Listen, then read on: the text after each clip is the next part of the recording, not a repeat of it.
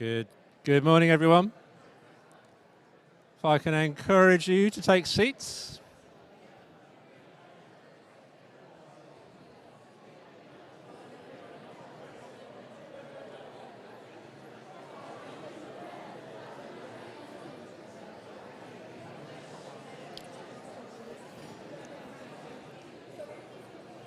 Okay.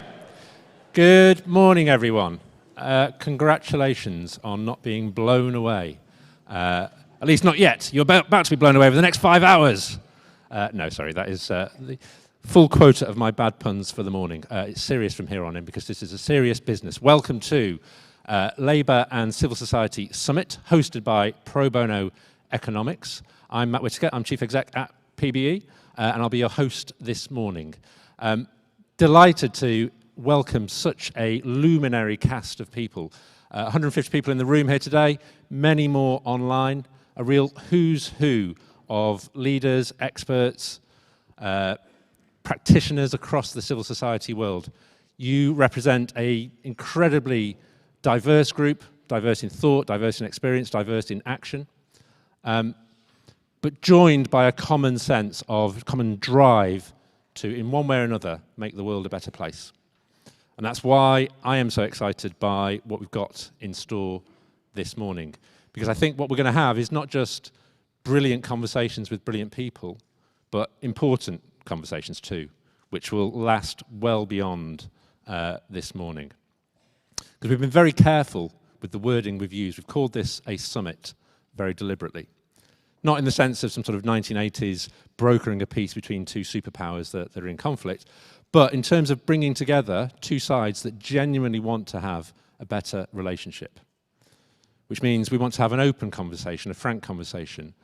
We want to build networks, and we want to make sure that this persists and sustains beyond this morning. This is not something we fix in 5 hours or so. And that's why every session today is designed to be a conversation. Conversational rather than political grandstanding and speechifying. It's why we've made sure that there's opportunity for all of you out there to have conversations just as the people up here are having conversations. Now, that said, we are imposing a little bit of discipline on it. It's not a full-on hippie fest. I've put on a tie, which means we are a bit serious. So there is an agenda. You've all got copies of the agenda in your brochures in the room and available online too. That sets out what we're doing today, and the short version is a lot. So because we want to cover so much, it is beholden on me to make sure we try and stick to time as much as possible, and on you to please make sure you do come back from breaks, from lunch, etc. Very promptly. And woe betide anyone that starts any contribution from the floor with the words, "This is less a question and more a comment." You know who you are, and it will not be tolerated. But no, you are all very welcome. I'm not going to go through the entire agenda now. What I'll do is, as we go through the morning, I will explain what's going on. And in particular, lunch, which is, for those of you in the room, a little bit more complicated than just get food, eat food. But we'll cover that off later. What I do need to do before we get started is just some quick housekeeping. So firstly, we are not scheduled to have any sort of fire drill. So if you hear any alarms, please take them seriously, follow the signs, and get out of here. Obviously, nice big door there, doors here. Hopefully you've all been downstairs already because you've deposited your coats in the cloakroom. That is also where you'll find all the toilets. There is step-free access. If anybody needs any help getting down there, then please just do ask for help. We have the conversation going on in the room. We have conversation going on online too. For those of you who are online, use the Slido in order to post questions. But also we will be active throughout the morning on social media. And if you want to join in that conversation, then please do, using the hashtag PBE events. And then if you have any questions at all throughout the morning, please just do find one of my PBE colleagues. They are identifiable by the very smart blue T-shirts they're all wearing. I recognise we did not send out a memo, so if anybody has turned up today wearing a blue T-shirt, then apologies in advance if you get lots of questions about where the toilets are. But the good news is you are now an honorary member of PBE, and that is called a net positive. So thanks to those volunteers that we perhaps just co-opted because of their sartorial choice. Thanks to a bunch of people without whom today would not have happened. To our event sponsors, Oak North. To Lloyds Bank Foundation and the Charities Aid Foundation for their support in putting this morning on too. Thanks to our hosts here at the venue who've been excellent from the very get-go, and I would recommend to anybody if they are looking for a great space in the middle of London. To Labour for accepting the invitation to come along today, for making so many people available and for being so enthusiastic about engaging in a genuine summit with civil society. To all of our speakers and panellists who will be joining us throughout the morning, you can see the list in the agenda. It is an incredible roster. We're very privileged to have so many great people speaking to us today. To all of you for coming along, whether you're here or online, I'm sure you'll be making excellent contributions throughout the day. Thank you in advance. And thank you to Team PBE. Every single member of the team has been rolling their sleeves up and getting their hands dirty and really doing lots of heavy lifting behind the scenes over the last few weeks. I'm very grateful to them, very proud of them. And they did it even before they knew there was a free t-shirt as a reward. So they really are going above and beyond. So that's it, that's my intro. On with the serious stuff. I would like you to join me in welcoming on stage our first panellists. They will be setting the scene for everything else which will come today by, as the session head says, taking stock of civil society. We've got a great cast, I'm not going to go through them. I will instead hand over to Dr. Priya Singh, who's going to moderate this one, so she can guide you through the conversation. And all I'll say is please enjoy your day. Thank you very much for coming.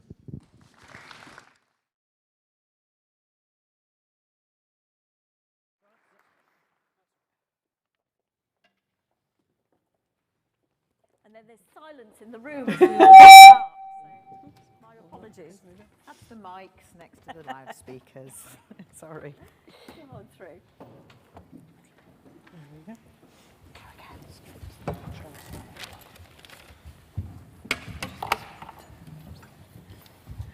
Thank you, Matt, and welcome everyone, both in the room and joining online.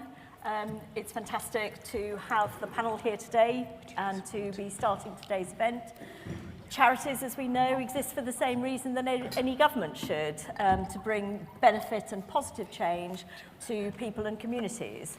And it's a relentless pursuit of that for charities, but it's never been harder, has it, to run a charity.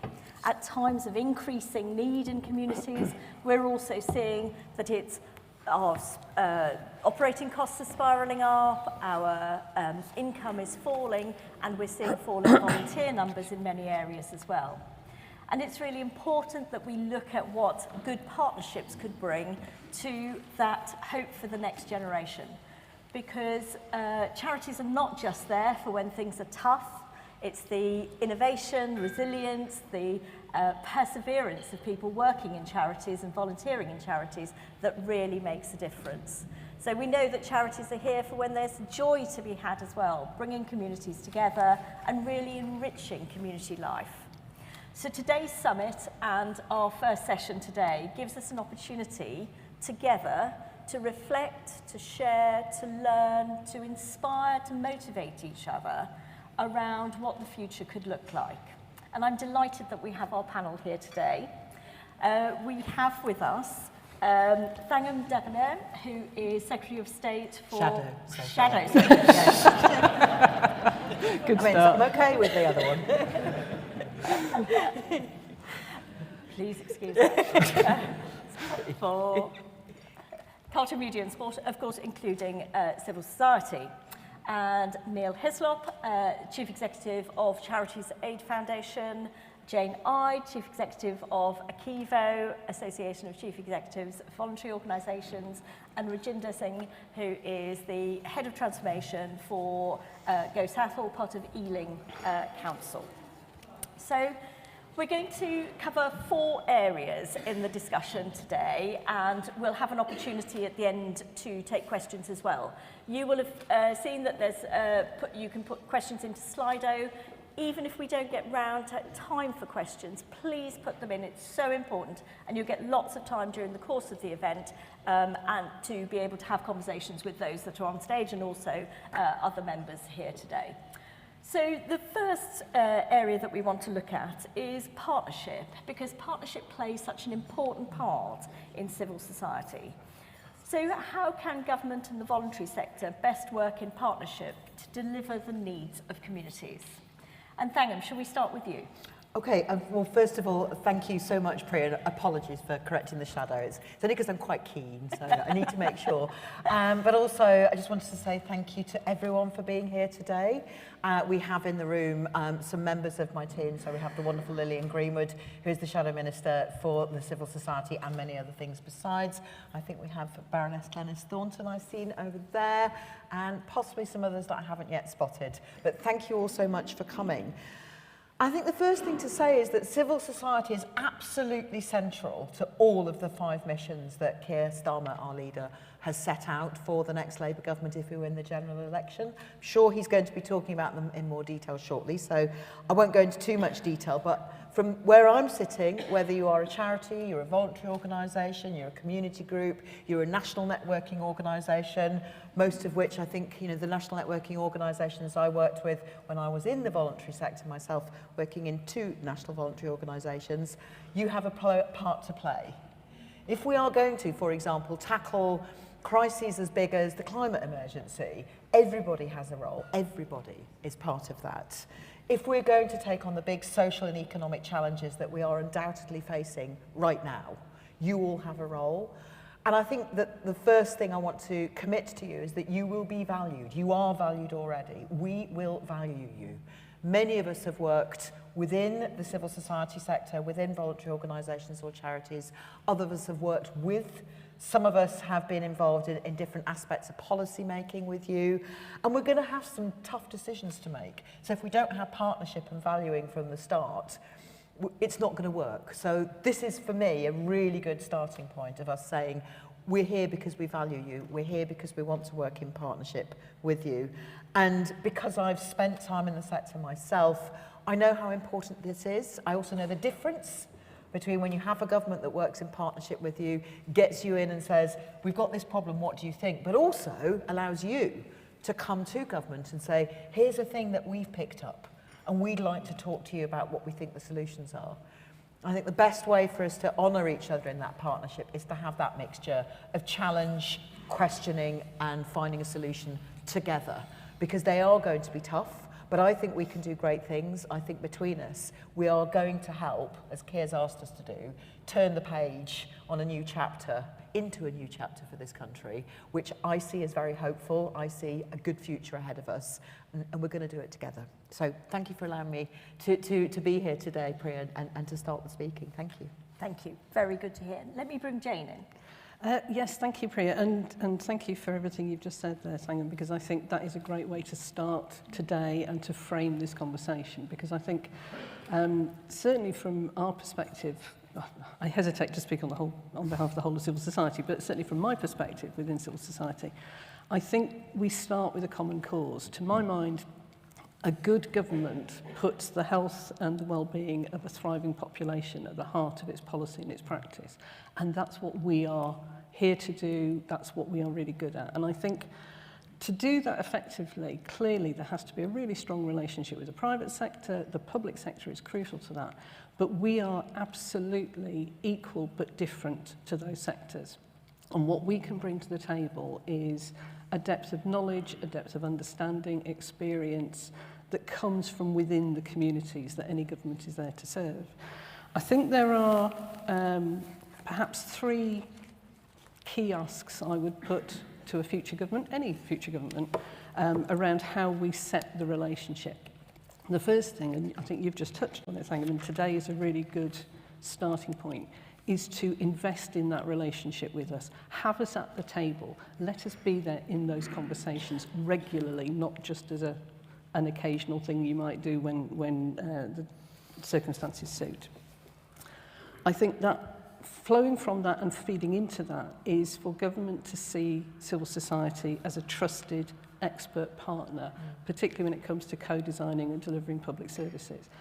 There's been a distinct move, I would say, over the last X number of years to see civil society in the public sector, public service delivery space as the cheap go-to place that you can get things done because you know we'll stretch ourselves further than anybody else will and we won't walk away from the problem.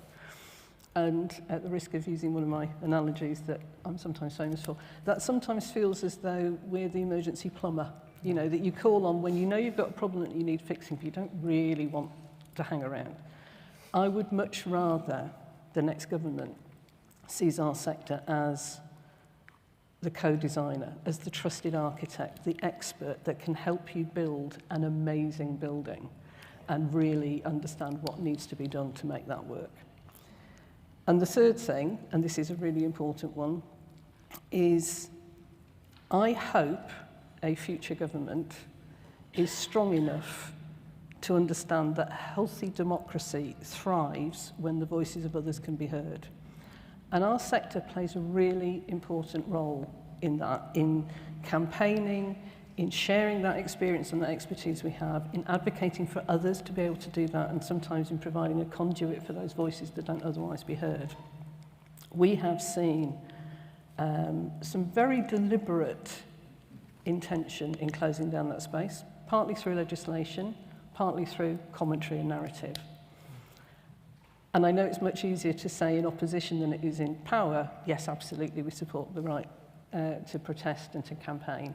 I hope the future government, whoever makes up that government, will protect that space and understand the value that that brings. Thank you. And Neil, I'm going to bring you in next. I think it's obvious that partnership with the charity sectors should be a no-brainer for any government. I think charities are absolutely critical to local economies and everyday life in communities everywhere. Each year they contribute more than 20 billion to the economy, and there's nearly 1 million charity workers who are taxpayers. And they're working across the whole range of government activity, but they shouldn't be doing the work of the state. And too often at the moment, I think they can be. I think any government needs to really deeply understand both the limits and the potential of how the charity sector as a whole is funded. Obviously, local government is absolutely critical in all of that, but I don't think any government has ever really cracked philanthropy. To me, philanthropy is not a dirty word. I see it as a strategic partnership opportunity with individuals and companies who want to commit their money to help solve social problems. And I think that gives opportunities for government to strategically convene and, where appropriate, co-fund, not least because we know that match funding has a massive multiplying impact. So it's important that one never actually replaces government support, but I think when it comes to philanthropy, recognizing that there's a real opportunity to leverage additional incremental resources to target at some of the most pressing of our social problems. Why is it that the Australian government has chosen to set a target to double philanthropy by 2030? Well, it's because their Productivity Commission recognise that by doing so, they have the potential to drive both economic growth and social impact. And that social impact coming from connecting one citizen to another and binding them to all of the communities that we have.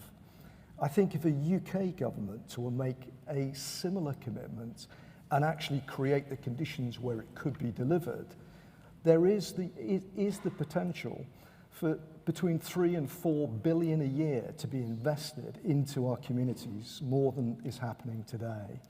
And given the scale of the economic and social challenges we're all going to face in the next 10 years, I think that's an opportunity all of us need to really go after. Thank you, Neil. And Rajinder, you really ground us, so can we have your thoughts? Firstly, I'm delighted to be here. Thank you for having me. I think having someone like myself on the panel is a statement itself. Firstly, I think investment is key and absolutely respect the need for investment. But I also think the working model and the approach needs a rethink. We are doing that in Ealing and in other 11 locations in England. Fundamentally looking at how we can work in partnership in a new way to activate new resources. The big challenges that we have to be done together, as you said.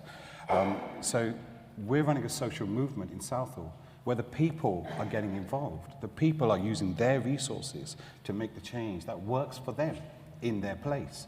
So Ealing, as one of the Sport England's Place partnerships, is starting to make that change. And there's innovation there. There's new models, new ways of working. When it works, it's spectacular. We're running the largest community cycling project in London. And I spoke on COP27 about this. We're getting 1,000 new cyclists, the unusual suspects, cycling in London, with all the benefits that that has for health and the environment and the change that we need. And I was explaining to Thangam, and I really enjoyed this question. A lot of people said to me, you never get Asian women cycling. That's the hardest group. You're never going to get Asian women cycling. That's our biggest group. It's Asian women. They're cycling. And Thangam asked the question, how? How did that happen? So I think as well as the funding aspect, the approach needs to be looked at, and the learning potentially encouraged and fostered to see how we can spread that learning across the nation, across London, and really make that some of that spectacular impact. Thank you. Marvellous. So we've talked about partnership and its importance, and we've talked about the sort of societal issues that are facing us at the moment. What policy approach do you feel the government could take that would enable the sector to really play at its best for communities? And should we start actually with Thangam? Thanks. Well, where to start? We have a cost of living crisis, but also you have a cost of living crisis, as well as the fact that the families and communities that you serve are struggling with their bills. I know from many voluntary organisations that the stretch on your budgets across civil society has been tough for all of you as well. Now, that means there's also been a change in donors' behaviour, and Neil, you're absolutely right. I think being ambitious for philanthropy is really important, and you will see me embracing that challenge fully. I didn't know about the challenge that Australia had set, which is a really interesting one that I've written down with my trusty pen and notebook. I think people will struggle to keep up the amount they've been giving individually if they're struggling to make ends meet. And we know that disproportionately people at the lower end of the income scale give disproportionately more of their income very often than many people further up. So that's really tricky. Now, I think that makes a tension for all of you. So what's the policy fix for that? Well, Neil's mentioned one, which is part of the picture, which is how do we leverage in more philanthropic giving? I think there are others, which is where we often, as funders, you know, whether it be a government funder or a big board funder, a big organisational funder, place great demands, and rightly so, on people who are applying for grants. But I think we could all look again at what that grant-making process is like. I think if you are a small voluntary organisation who is applying for a small grant for something to make your playground safe, this is a subject dear to my heart because it happened recently in my own very local playground, we need to make sure that we're not making it harder and therefore more expensive for both the small voluntary organisation and for the donating organisation.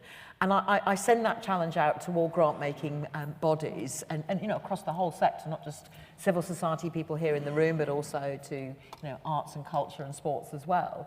I think that's incredibly important while we're trying to get people to think about continuing their giving. And the other part of that, I think, is making sure that we are supporting voluntary organisations, civil society organisations, with the skills and tools that you need to make a high-quality funding application. So there's a bit of both there, I think.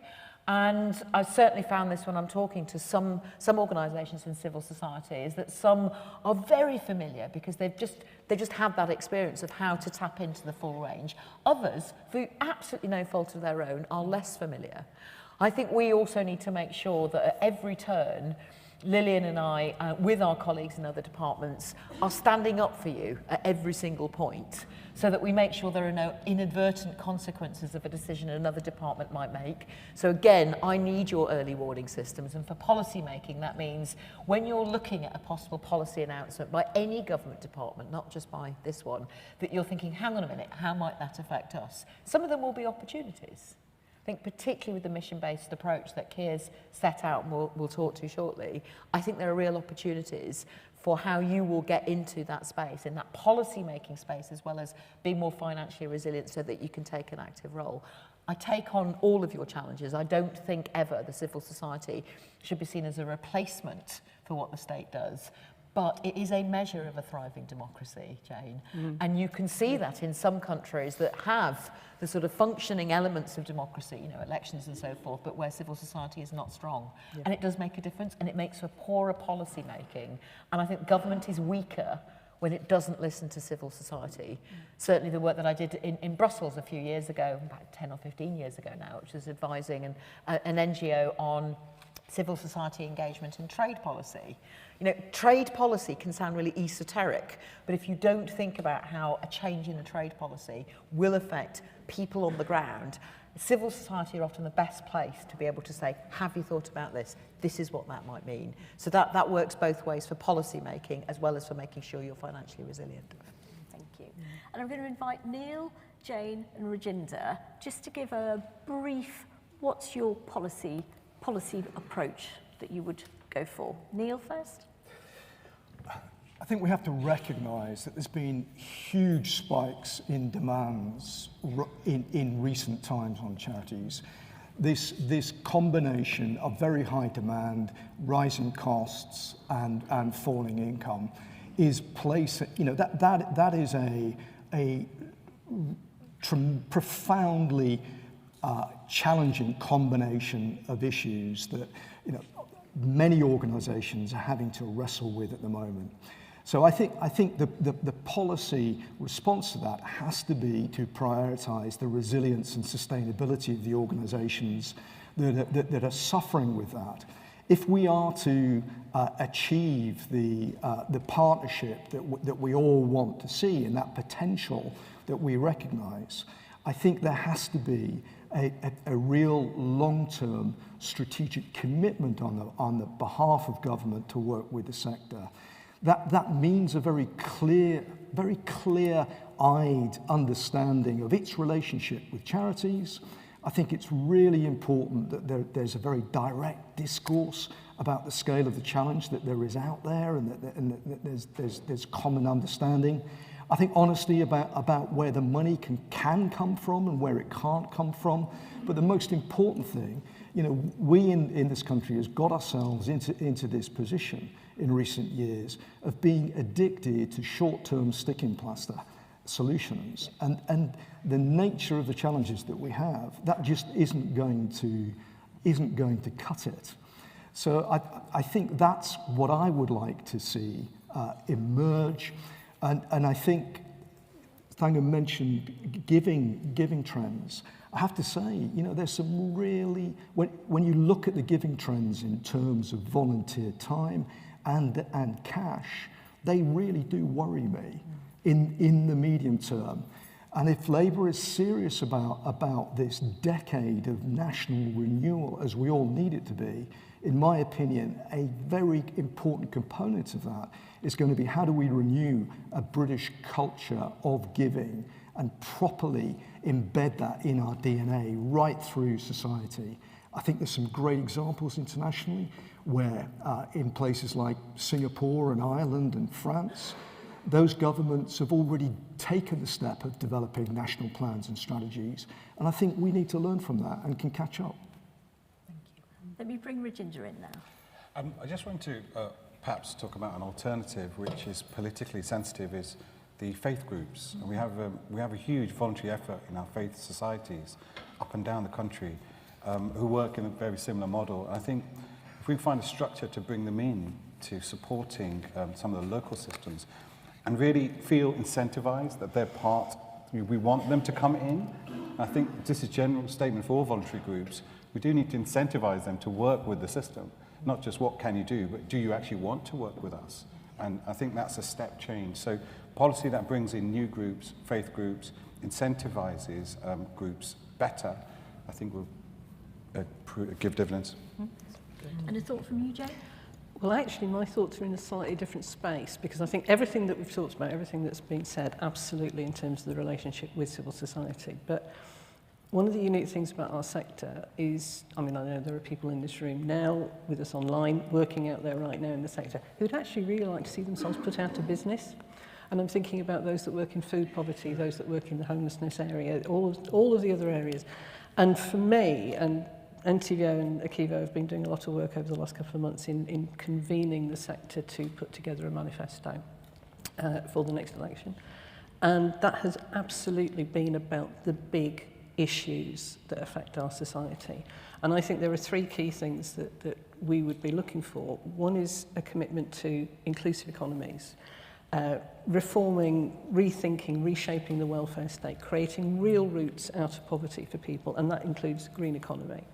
The building blocks of effective public service, particularly proper investment in local authorities, and seeing civil society as a partner in co-creating and co-producing public services, and investing in social infrastructure and the things that hold our communities together. And I think if a future government can somehow wave a magic wand and do all those three things, that enables us, as civil society, to do more in that preventative space, in that positive space, in that helping people to thrive space. Oh, the mic's just gone off. I'll have to shout. Thank you. Rather than the crisis response, which is where we have been for quite some time now. So that would be my plea to, perhaps to your colleagues in the Shadow Cabinet rather than to you directly, because I think you're already in the space where you understand what we can bring to the table. Thank you. And you've all mentioned small organisations critical to this and to Labour's missions, but with really very significant challenges. So how important are small charities in your view? I think let's start with Rajinder. Thank you. If we really want to be an inclusive society, we have to allow and foster the smaller groups, the groups that reach into different communities to work together. I think the support there is different. It needs to be stepped. It has to be appropriate in terms of working together. But I would also want to challenge in terms of more the point I'm talking about distributed leadership and how we can use different areas to come together. I think I'd put a challenge out to some of the smaller groups to find a way that we can they can work together to co-deliver on a bigger level. So the smaller groups, if they can come together, I think that would be supportive. There's definitely other approaches, but the coming together of the smaller groups to provide a service which a bigger group would do would be a wonderful way to keep supporting, I think, the smaller charities. Absolutely. And Jane? Absolutely, I completely agree with that. And those that have known me for a few years in the sector will know that I'm passionate about the small end of our sector. It's where most of our work gets done in reality. And I think there is something very, very special and very specific about whether it's a small organisation working in a particular geographical area or a particular community of need. It is growing from, it's rooted in need and response. And the people working in those organisations have relationships of trust, of confidence with those communities that, to be honest, you know, most public sector organisations would give their right arms for. They can get where water wouldn't. They get in between the cracks and they can be an incredible source of intelligence. And we saw in the pandemic a perfect example of how it was the local groups that were the first off the block, so absolutely responding to local needs, even before the local authorities were, and way before national government had the foggiest idea, to be quite honest, what was needed. Don't quote me on that. But I think, well, you can quote me on that. But I think as well, the point that Rajinder's making, it is absolutely essential that those small charities and voluntary organisations are given the support they need, whether that's through local infrastructure. I'm a huge fan, those of you that know I used to work for NAVCA, huge fan of the local network of CVSs. And they need investment, they need support. The national bodies that work with smaller organisations, because they need more support than the big ones do. So investment in that and understanding the value that brings. I've gone off again. This is my timer, obviously, is to tell me to shut up. But I think that's a really key part of what I would hope for the future. Thank you. So collaboration, sport. Thangam, shall we come to you?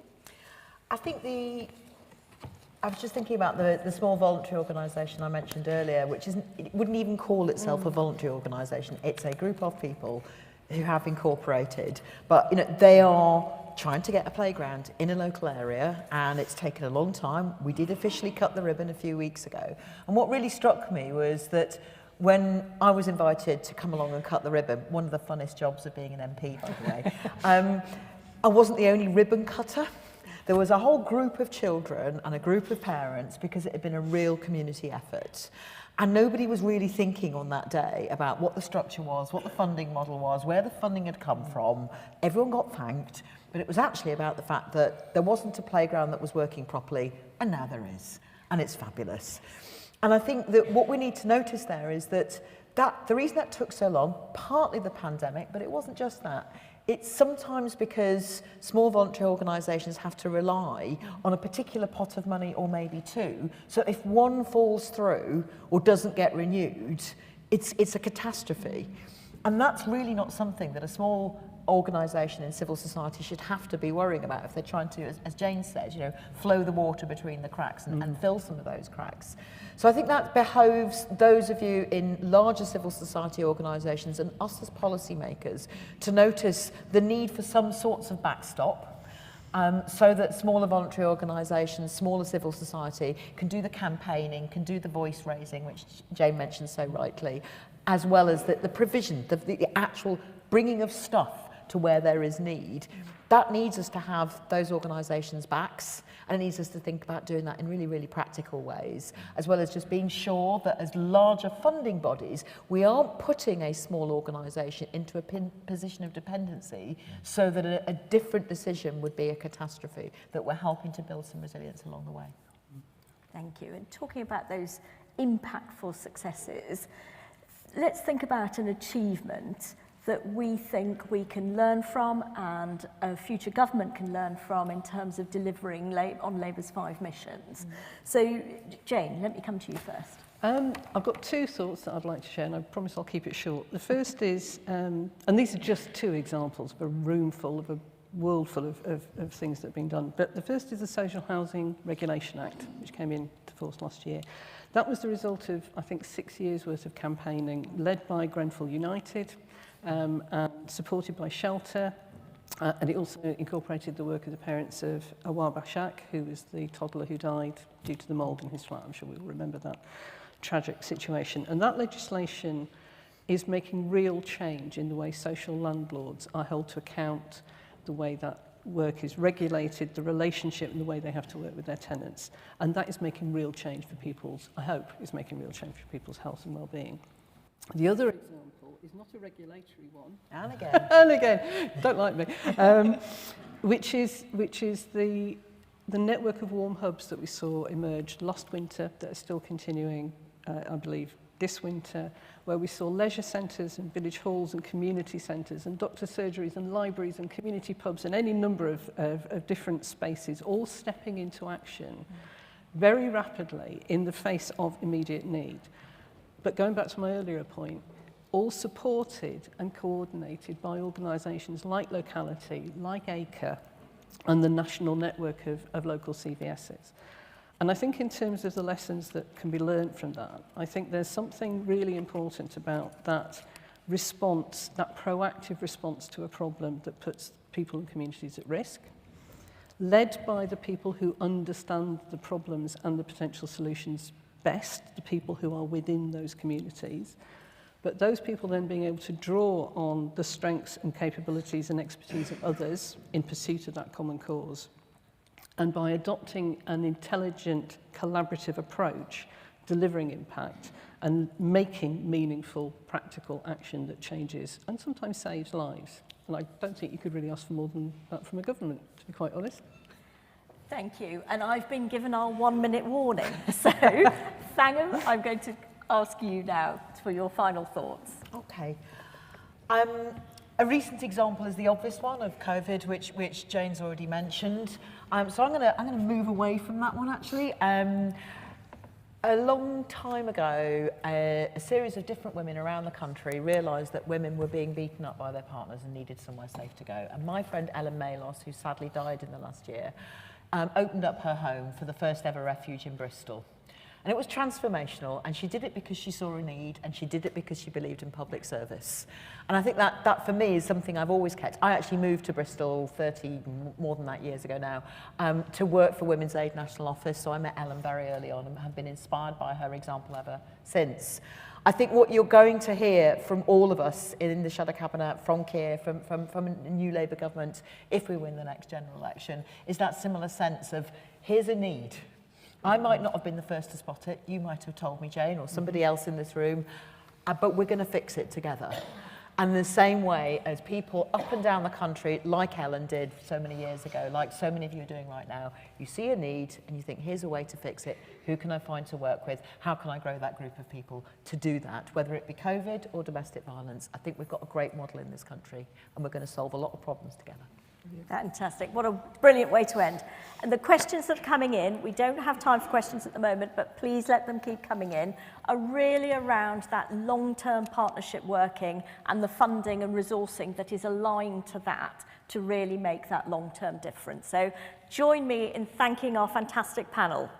Thank you very much. Thank you.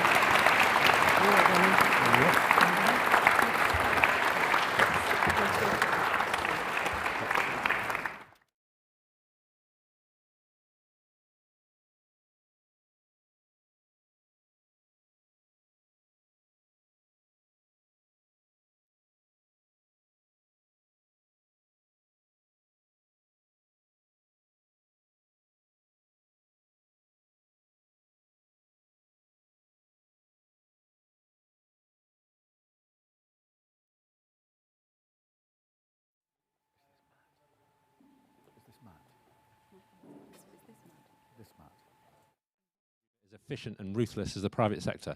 We are sticking to time. Here we go. Let's get on with it.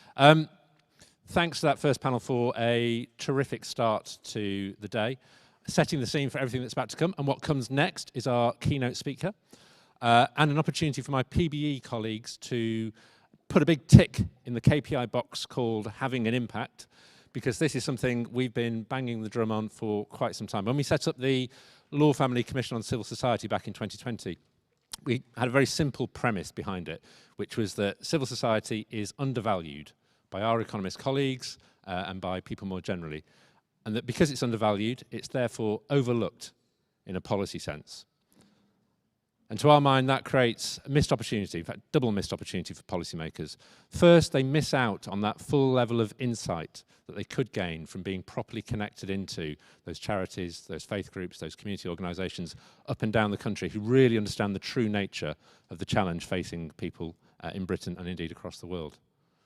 And second, that they fail to properly invest in civil society, in what should be an engine of growth and an engine designed to improve living conditions, well-being, opportunities across the country. So that missed opportunity for policymakers is a big missed opportunity for the country as well. And it's something which the public agree with. So you've got the details in your brochure of some new polling carried out for CAF, which we've been taking a look at. The headline for today really is just to say 6 in 10 Britons say that they think Britain's long-term challenges could be better met if government listened to charities. That's a challenge which has not been met over too long a period, and one which we now need to rectify. And it's why, when we put together the Law Family Commission on Civil Society, perhaps the biggest recommendation which came out of it, the most important, lots of great recommendations in there, but perhaps the most important was that government should view civil society as a strategic partner. Just as we've just heard from the first panel, that means investing in it properly in order to allow it to unleash its potential. It also means accepting that it is a critical friend at times, posing tough challenges, speaking truth to power. And above all, it means valuing it properly. So if that is the ask, if that is the ambition, then I am absolutely delighted to welcome to the stage our keynote speaker, leader of the Labour Party, Sir Keir Starmer.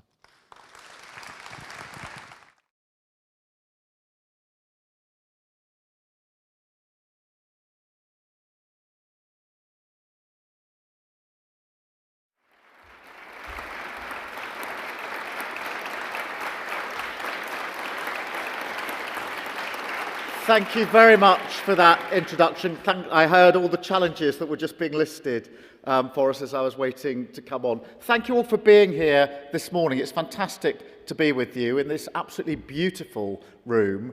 We all say thank you to Pro Bono Economics, not just for organising this event, but for all your work on the Civil Society Commission, driving the conversations on how civil society can thrive in this country. I must say, it is quite nice to be among civil society. You don't get much of that in Westminster. And it's really good to be here at St John's, Waterloo. What a fantastic building this is. As you probably know, during the Second World War, this church was bombed and this room was completely destroyed. But in the crypt that's down below us, there are 150 people hiding, and all of them survived. So it's an incredible story behind this building. And after the war, of course, it was rebuilt, and a Labour government recognised that this country had to work for the people who had been through so much. And you all know what happened next. They set up the NHS, the welfare state. They transformed this country so that it could face the future.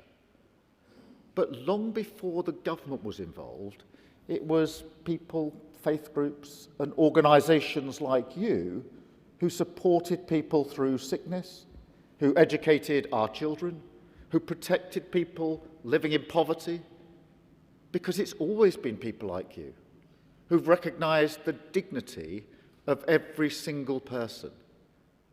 And that's the history and the heart of the Labour Party too.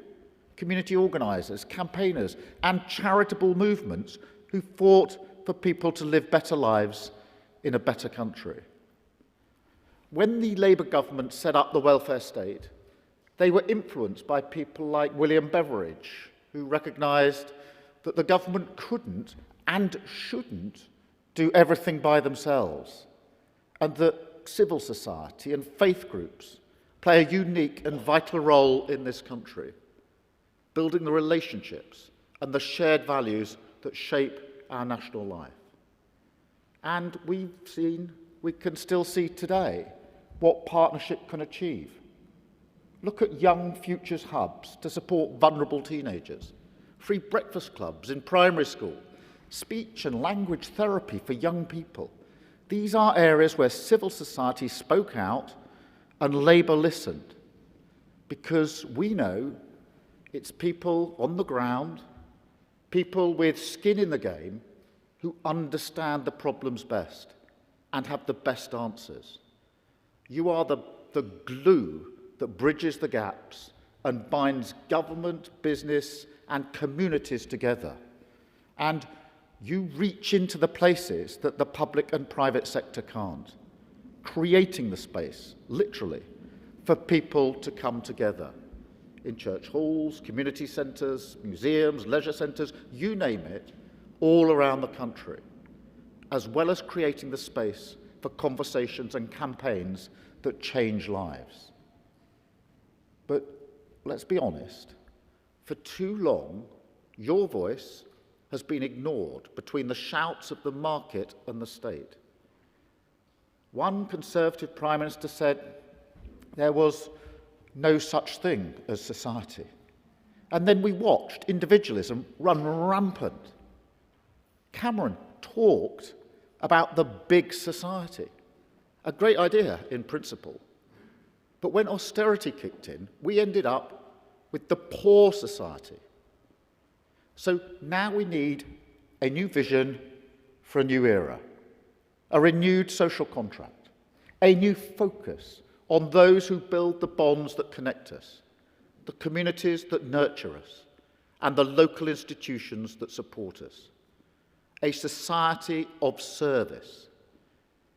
Because when I look around, 14 years of chaos and crisis have pushed people to the brink, stretched charities like yours beyond their limits, and damaged the social fabric that ties us together. And look, I'm not here to talk about the Tories today, but I know over the last 14 years, you've carried the burdens of their failure. The Trussell Trust expected to provide more than 1 million emergency food parcels this winter. I know that during the pandemic, you saved lives. I think of the vaccination clinics I visited in places of worship. I know that during a decade of division, you held communities together, like the neighbourhood groups who knocked on doors during COVID, checking in on people they didn't even know, just to make sure they were all right. And instead of seeing this as a model that should inspire us and drive us forward, the Tories seem set on sabotaging civil society to save their own skins. They've got themselves so tangled up in culture wars of their own making that instead of working with Royal National Lifeboat Institution, an organisation the late Queen was patron of for 70 years, to find real solutions to stop the small boats, their rhetoric has helped demonise them. Instead of working with the National Trust, so more people can learn about and celebrate the culture and our history, they've managed to demean their work. In its desperation to cling on to power at all cost, the Tory party is undertaking a kind of weird McCarthyism, trying to find woke agendas in the very civic institutions they once regarded with respect. Let me tell you, waging a war on the proud spirit of service in this country isn't leadership. It's desperate, it's divisive, it's damaging.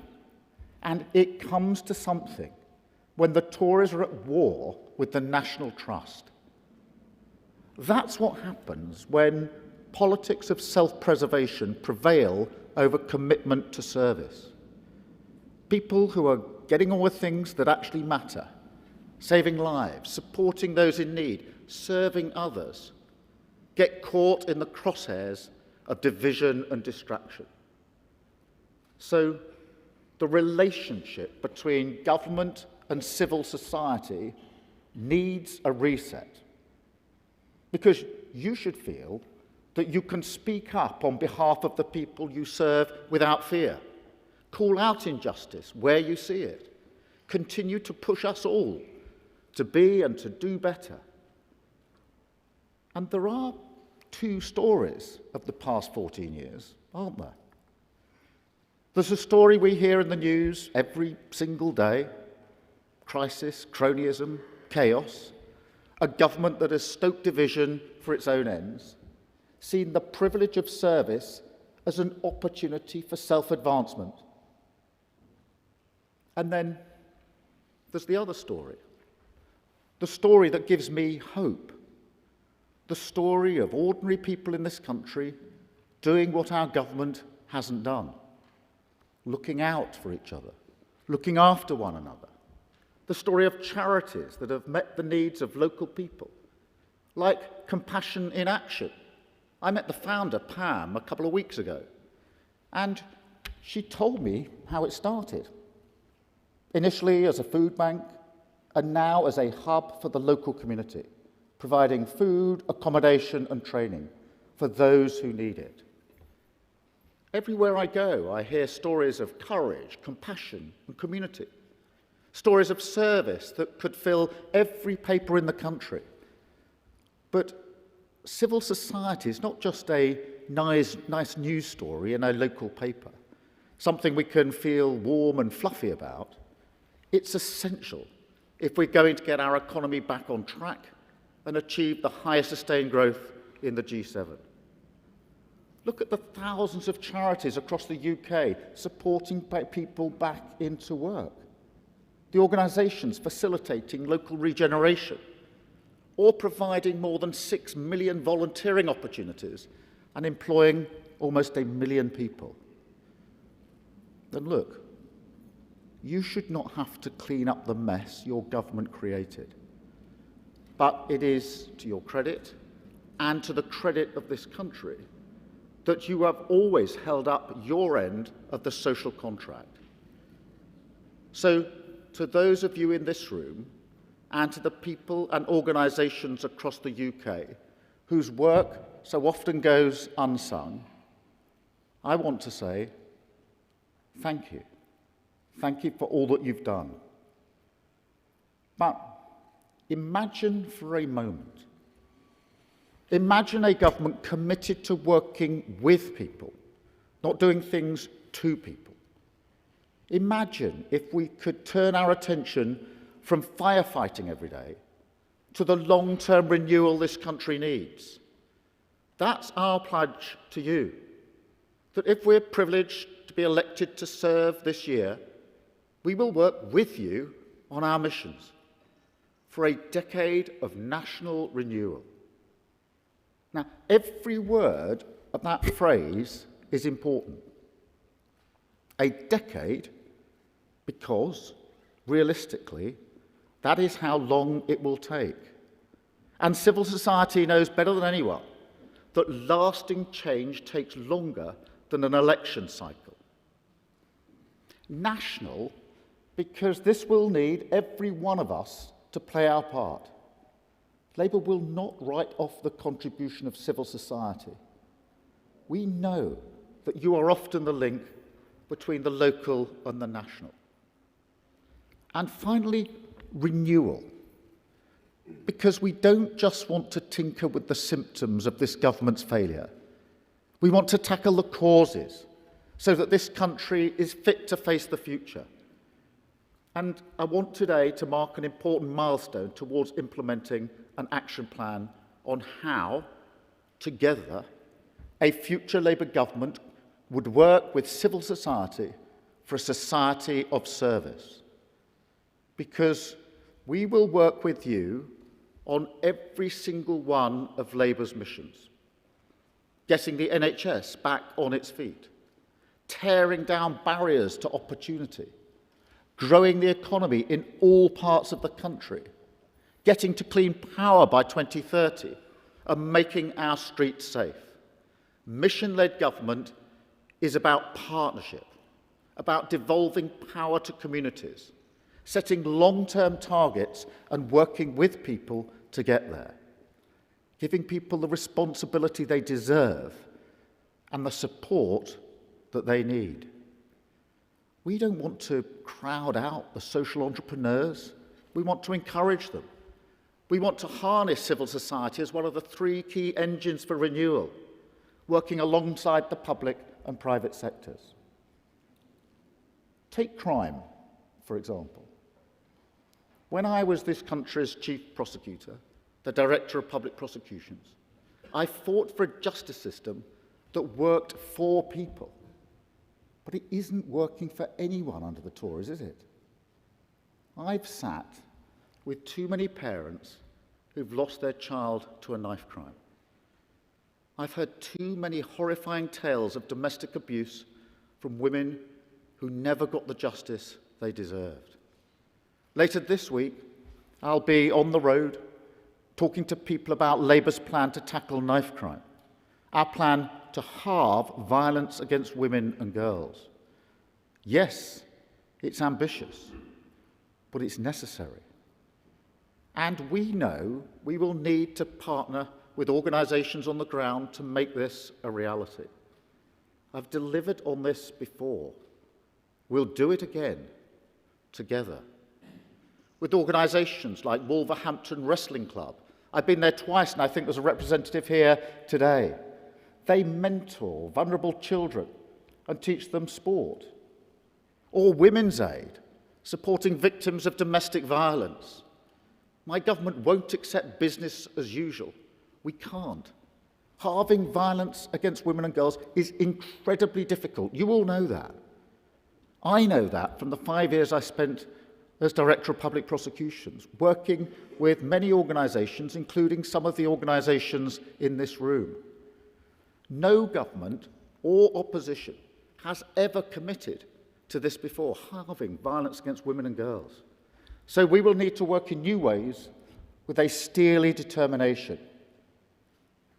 But we want you to push new ideas on policies that will work for the people of Britain, rather than picking up the pieces of bad policies.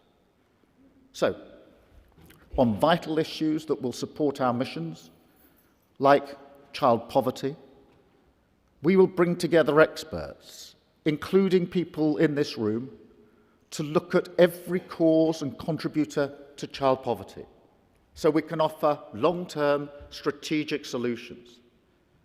This is a politics that focuses on the issues people really care about, not that seeks to distract people from the problems the government has created. A politics that brings people together to work for the common good, not seeking to divide and demonize a common enemy. A politics that serves others, because the biggest problem we have is the erosion of trust in politics and politicians.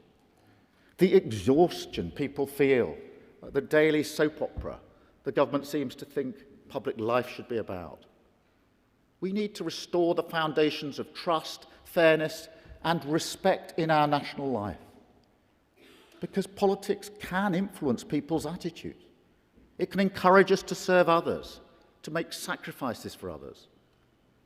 Or it can undermine the sense of community, the commitment to each other that's at the heart of civil society.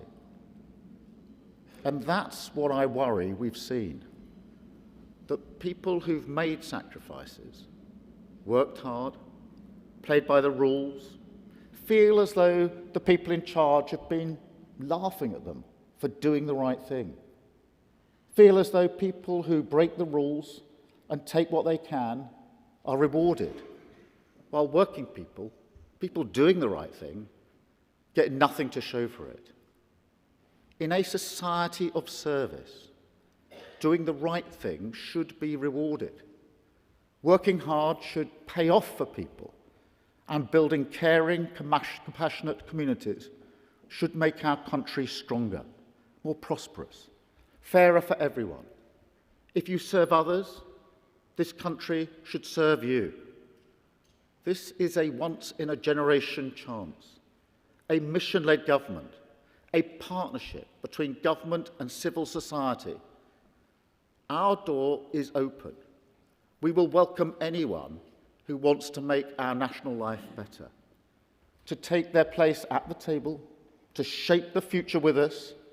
And I'll be frank with you, it isn't just an invitation to you, it's an ask, because this is an opportunity for hope, a chance to protect those who are vulnerable, like this building did, to rebuild our country, just like this church was rebuilt, to create a society of service for a decade of national renewal, to get Britain's future back.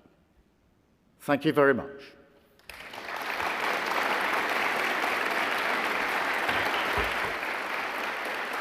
Thank you.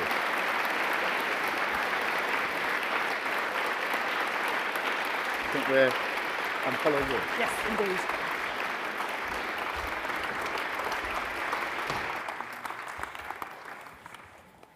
Thank you very much indeed. It's a great pleasure to be here. I'm Claire Moriarty. I'm the Chief Executive of Citizens Advice. Thank you so much to our keynote speaker.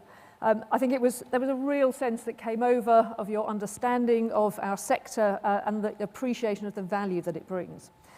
There were many, many points raised. I just want to pick up a few now.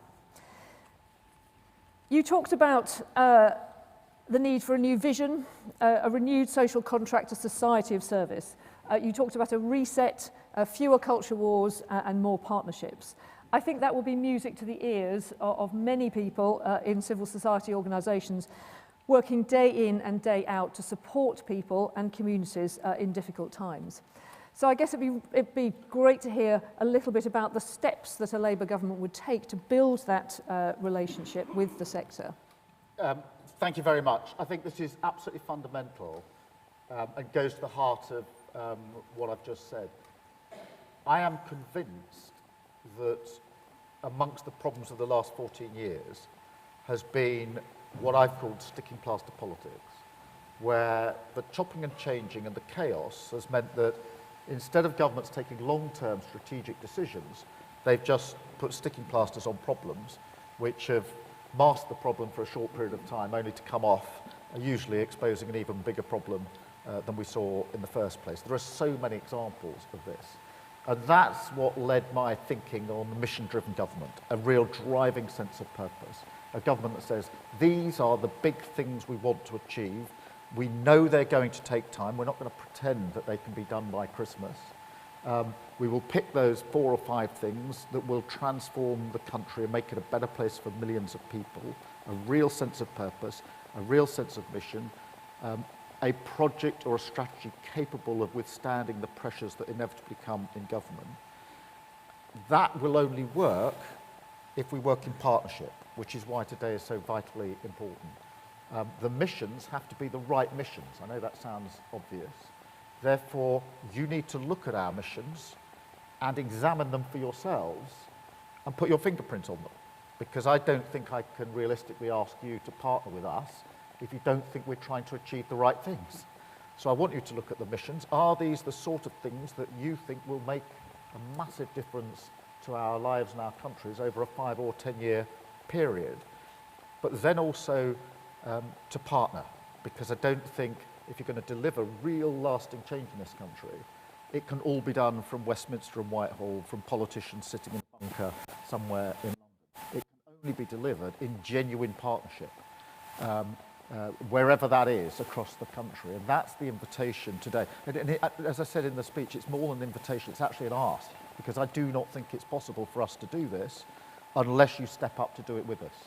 So it's an invitation, if you like, to say, if we are privileged enough to come into power to serve, and that word service will be hugely important to me and to an incoming Labour government, come in to serve, we want you to come in with us, alongside us, to help deliver the missions for the country. That will be a very different relationship to the one that I think you've got at the moment, which is at its best probably transactional, in the sense that the government relies on you to fill the gaps, put in the support, but not in any strategic way, but just because there's nobody else.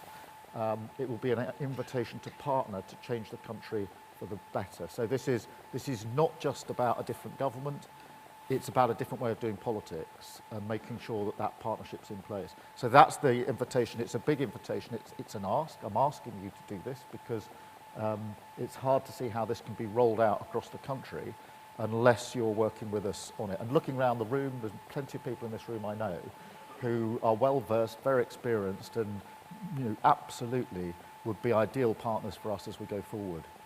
Thank you, and I think that very much speaks to a point which we heard in the first panel session, and which I'm certainly very much aware of, that sense of having got into a very transactional relationship in which we can all function as not-for-profit businesses, but that sense of charitable purpose, what it means to be a charity, to be so focused on our beneficiaries, that's at the heart of what we do. And I think that recognition, the response to that. I heard you say that you want out of today to come an action plan on how a future Labour government would work with civil society on a society of renewal. I think that's really important. I was going to ask you what your ask was for civil society, but I think you've been absolutely crystal clear on that. Yeah, I hope so. And the decade of national renewal is really important.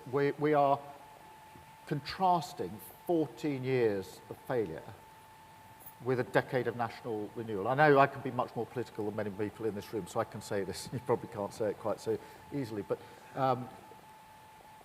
one of the unforgivable elements of the last 14 years is that we have a government that's likely to leave the country worse than when they found it. And I don't care which political party you support, vote for, etc., etc. No political party should ever leave the country worse than they found it. And so that's why a decade of national renewal is really important. And as I said a moment ago, and I just want to repeat, decade because we're not going to pretend that this can all be fixed very quickly. I just don't think that's fair on people. The problems are far too deep-seated. So a decade. The renewal is not just fixing, but making better in the long term. So not just getting the NHS back on its feet, desperately needed, but making sure the NHS is actually fit for the next 75 years, rather than, as we do in the Labour Party, proudly looking back on when it was set up on the last 75 years. The bit in the middle, national, is really important. I think you'll get this probably more than most. That is an invitation that says you don't have to be tribally Labour to want to improve your country. But if you believe in this project, what we're trying to build is big enough for you. So that it's broader than narrow politics. And because it's broader than narrow politics, I hope it will therefore be enduring in the sense of being capable of being sustained over 5 or 10 years. So that's the invitation. That's where we need most to work with you. And the closer we can work from here on in, the better, I think. I mean, in many ways, we probably should have had this conversation a year ago, but it's taken time to develop the idea of a decade of national renewal, and to set out the missions, in terms of the driving purpose of them. I'm going to come to a few questions from the audience in a moment, but I had just one more question. What we've seen in moments of crisis, and there have been many in this country over the last few years, is time and time again we've seen civil society stepping up. In the pandemic, in the cost of living crisis, last night there was a storm. I know that around the country there will be charities and community groups stepping up to help communities. And there's that real sense of how civil society supports the resilience of society as a whole in those moments of crisis. But I think one of the conversations we've been having as a sector recently is how, in order for us to be there as civil society in those moments of crisis, society needs to support our resilience as well. And I'm interested in your thoughts on that. No, and we touched on this in brief comments we had earlier today, because I think that's important. I mean, you don't need me to tell you that you're stretched beyond your limits almost everywhere. And you are trying to provide the support with probably less resource than you've ever had before to provide it. And that has to be addressed as part of what we do going forward if we're making a big ask of you. We also need to get a mindset change here as well. I mean, the storm and the floods are an example of sticking plaster politics in many ways.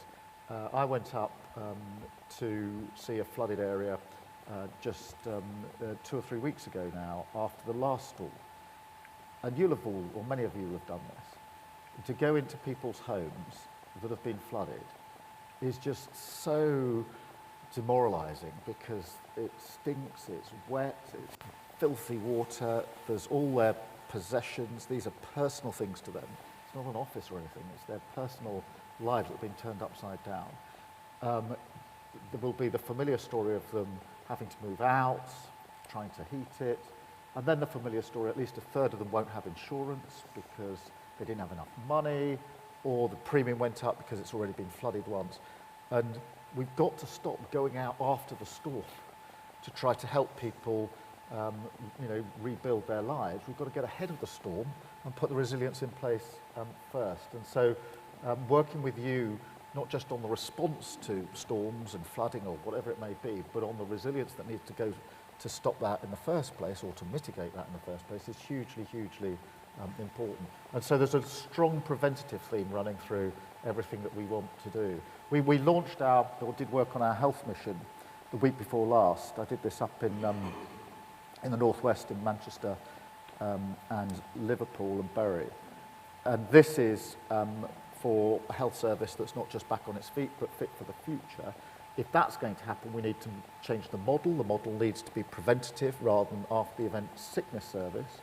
And one of the things that reinforced that to me, I was in Alderhay Hospital, which some of you will have been. It's an absolutely brilliant children's hospital just on the outskirts of Liverpool. And it is humbling. If ever you think you're having a hard day, just go into that hospital or Great Ormond Street in my constituency. And it's very humbling.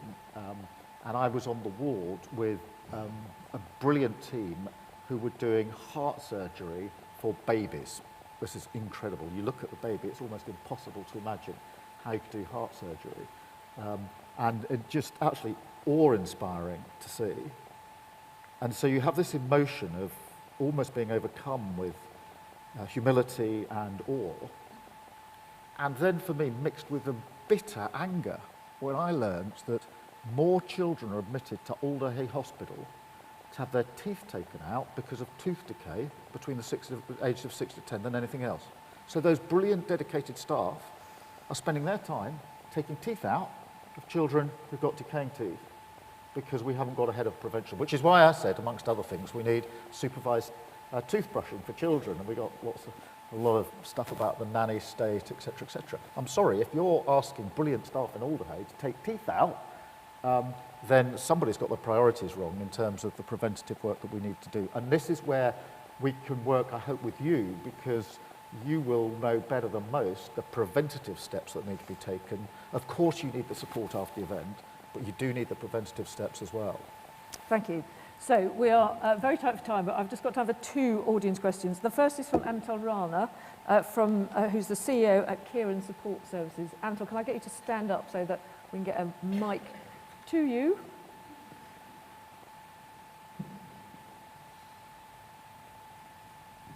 Thank you. I don't know if that's working, yes? Yeah, we can hear you. I've actually heard some really good comments today, and we are one of those small charities, or a very small team, and we've heard about funding today as well. So my question to you is, it's welcome to see Labour's ambition to halve violence against women and girls in the next decade when you're in government.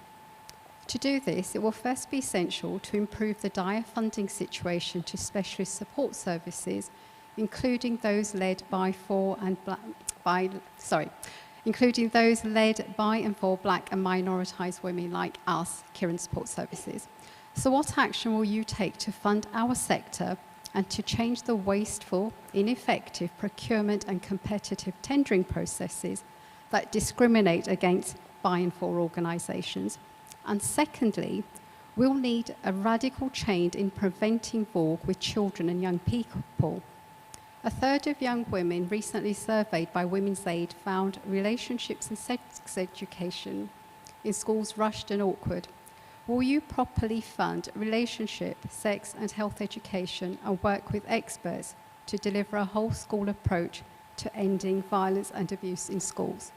Thank you very much. And as you know very well, Rachel Reeves is not permitting even me to make funding commitments on stage at events like this. But the point you make is very important about the funding structures and ensuring that some of the groups there that do vital work are supported in doing that work. And that's what a partnership with you is all about, as far as I'm concerned.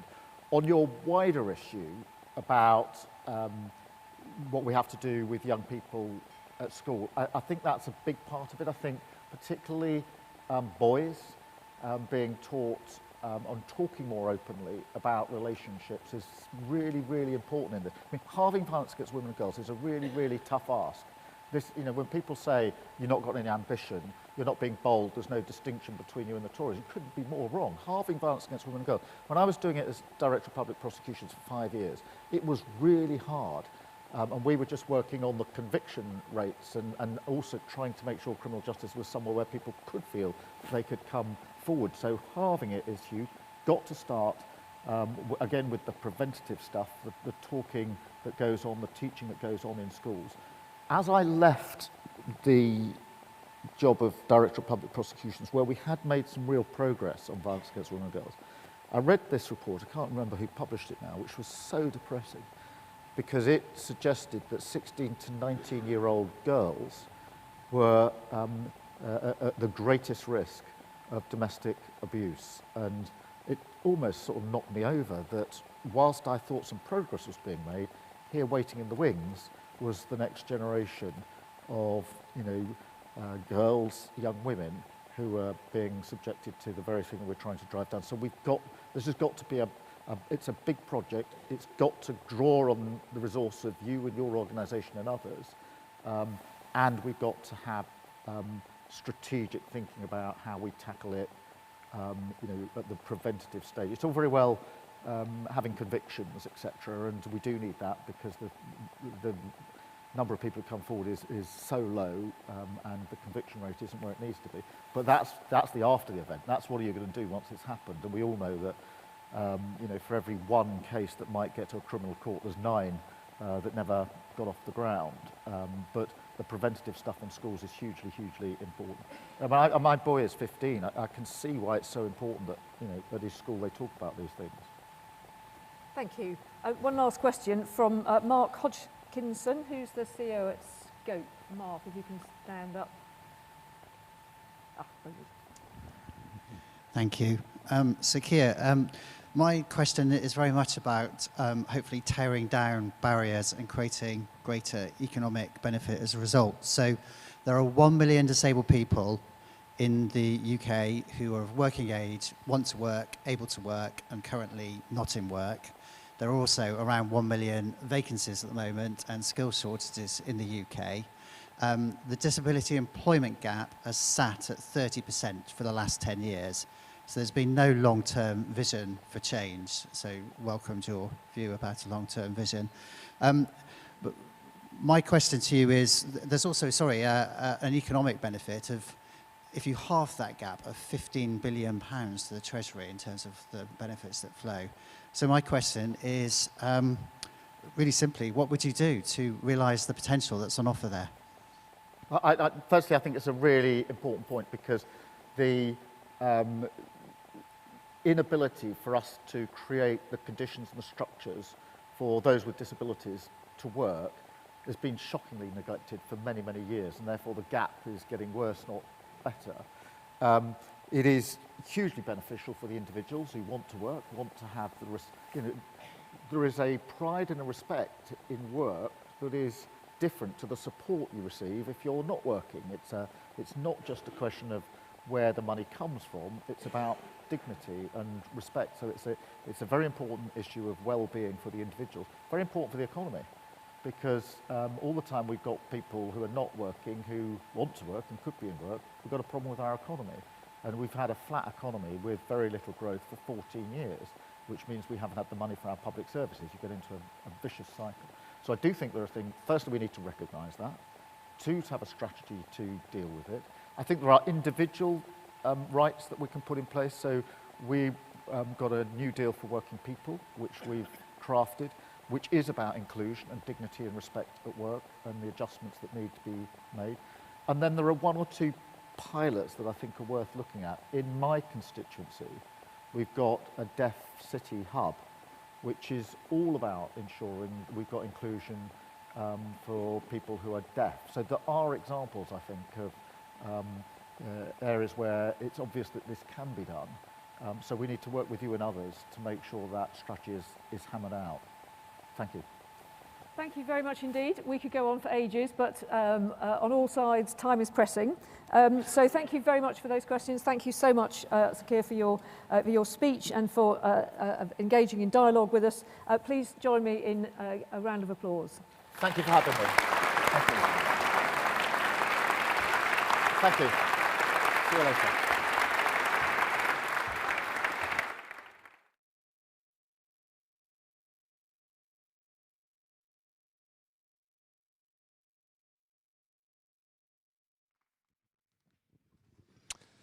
Great. Thank you, Claire. Thank you, Keir. That was brilliant. Like all good leaders, Keir has set out a bold, strategic direction, and it is up to the rest of the Labour shadow ministers who are in the room today to spend the rest of the day telling you exactly how they're going to deliver on it. So I look forward to those conversations. But before we get into that, it is time for a break. You deserve it. I deserve it. Please go and help yourself. Tea, coffee, refreshments outside, toilets downstairs. Please be back by 10:50. If you are, I promise I will tell you what's going to happen at lunchtime. Thank you.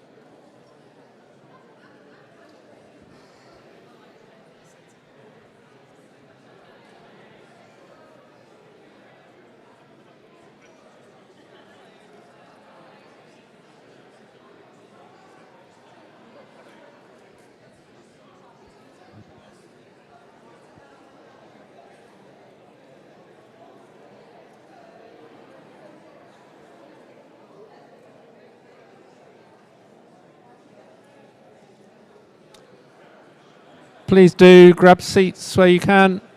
We'll move on. I think they're on it. They're on it. Yeah.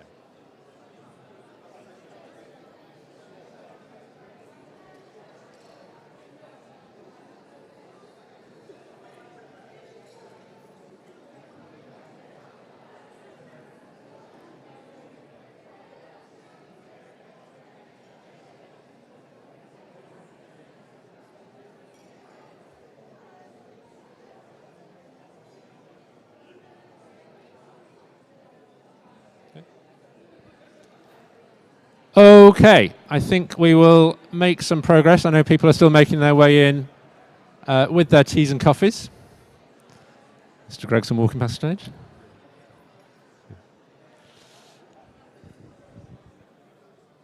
Right, we are a little bit behind schedule.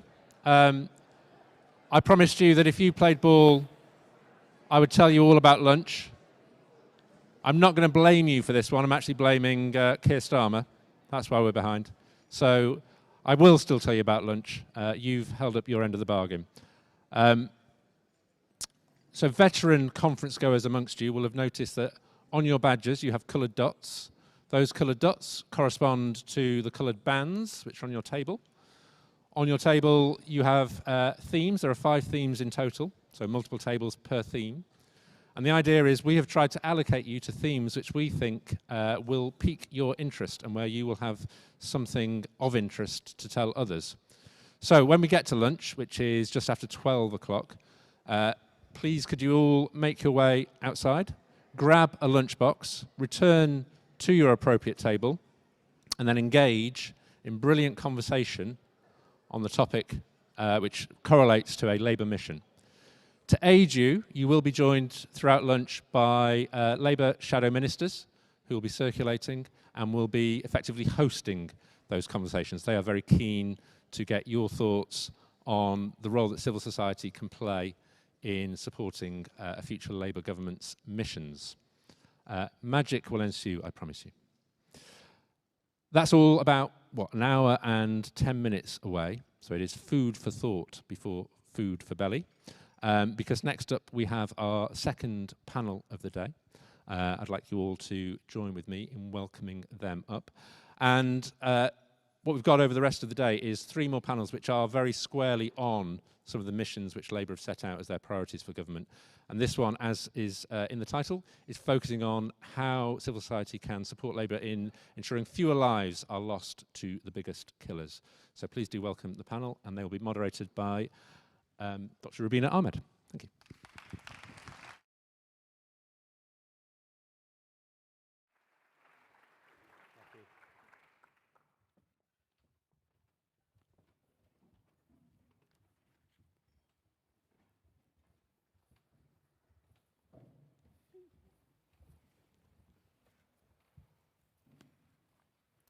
Thank you very much, everybody. So my name's Dr. Rubina Ahmed, and in my day job, I'm the Director of Research Policy and Services at Blood Cancer UK, but I'm also very privileged to be a trustee for Pro Bono Economics.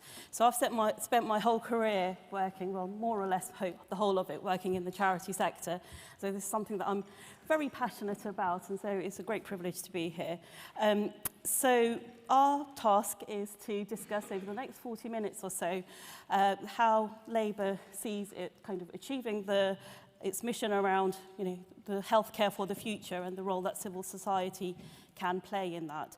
So I'm joined by a very great panel. So first of all, at the other end, I just have to say, Alex is joining us from the British Heart Foundation. We were meant to be joined by Charmaine, the Chief Executive, but unfortunately she's been caught out by the storm. So thank you to Alex for stepping in at the last minute. Next we have Nihara, who's the CEO and Clinical Officer of STEM4.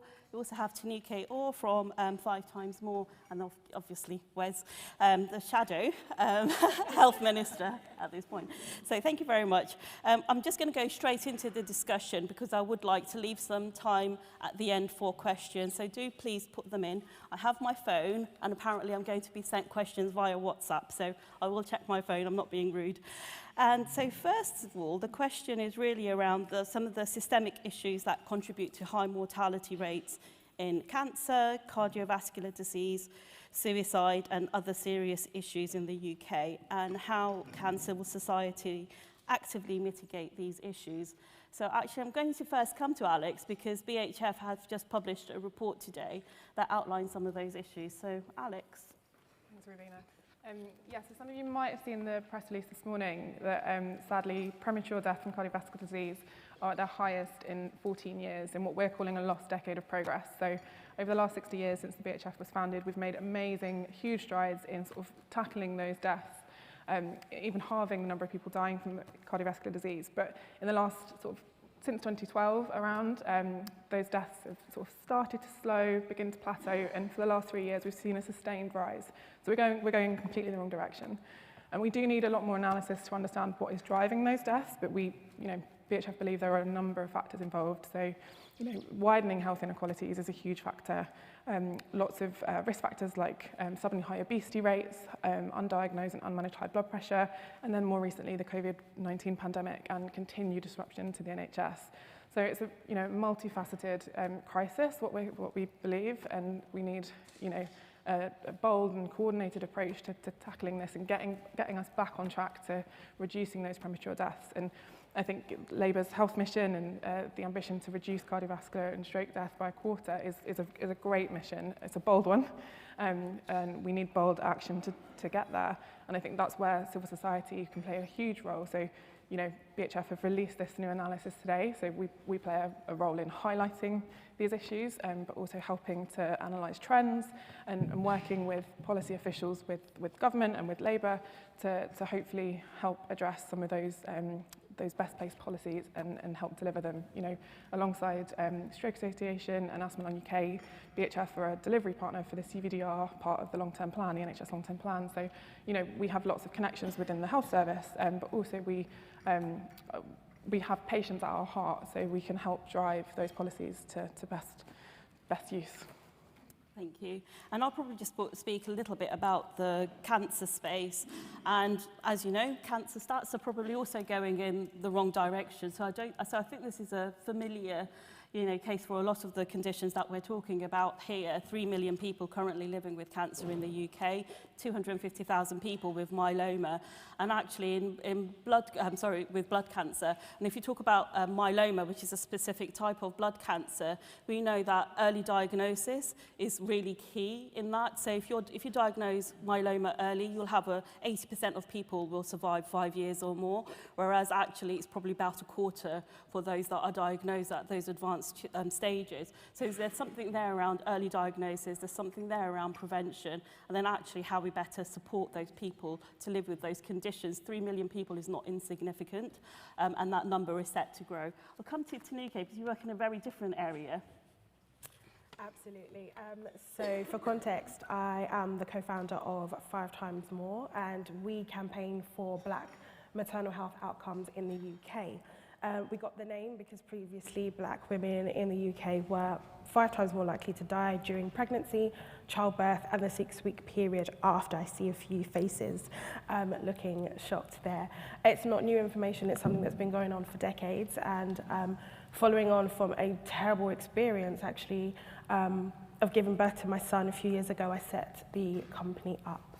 In terms of systemic issues and what actually contributes to the inequalities we see, I can only speak from personal experience and from running 5 Times More, which I will do here. You've got to look at what the health professionals are learning in the curriculum. I think to say that it boils down to one thing is a very reductionist thing to say. There are so many factors here at play. So what are the health professionals learning? A lot of people say, well, just get more Black midwives in and that will solve the issue. But actually, fundamentally, if they are learning from a system that wasn't built for us in the first place, then they're just learning more of the same thing and more of the same outcomes will happen. It's not specifically a race thing. Also, how do conditions look like on Black skin? I'll give you an example of something that in my personal life. So I've got 2 kids, blessed with a 6-year-old and a 3-year-old going on 30. And there was an outbreak of hand, foot and mouth at the nursery, and I was told to go on the NHS website and have a look at what it looks like and look for symptoms. And to my dismay, I've gone on the NHS website and I can't see a single image of what hand, foot and mouth looks like on dark skin. So as a mother, I was worried. What am I looking for? What does it look like? How can I tell the GP that this is what's going on? How can I help advocate for my son? And in that, you know, it might seem very simple to people, but actually, if on the NHS, which is supposed to be somewhere where everybody can access and have that information ready to them, you can't even go on and get something as simple as an image of hand, foot and mouth. Just imagine what else is going on.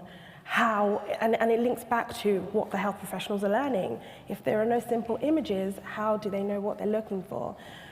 With the issue of black maternal health, so if you look at the stats, black women are not dying from anything more than what white women are. It's just at a higher rate. They're not dying from anything else. It's, you're looking at the numbers and you're looking at actually, sorry, I'm gonna get really passionate.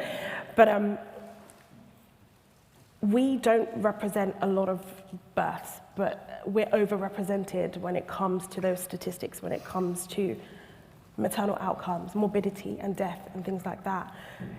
There's so much in there that got us there in the first place, and I think it's going to take a while to see those changes coming. Thank you. Nihara. Yes, hello. So Stone 4 is a teenage mental health charity. We create mental health tech for young people who fall through the cracks, basically, in terms of access to mental health, and it can also be used alongside. In terms of the issues that arise, the long wait times for young people to access mental health, really the whole system doesn't work for young people because the help that's offered is only when you are seriously unwell. And if we are talking about suicide, then there is no system of support. There also needs to be far more youth impactful suicide prevention services that are there, that are informed by young people and accessible to young people. There needs to be much better follow-up in terms of when a young person presents in crisis, what support they have and what support their families have in terms of follow-through.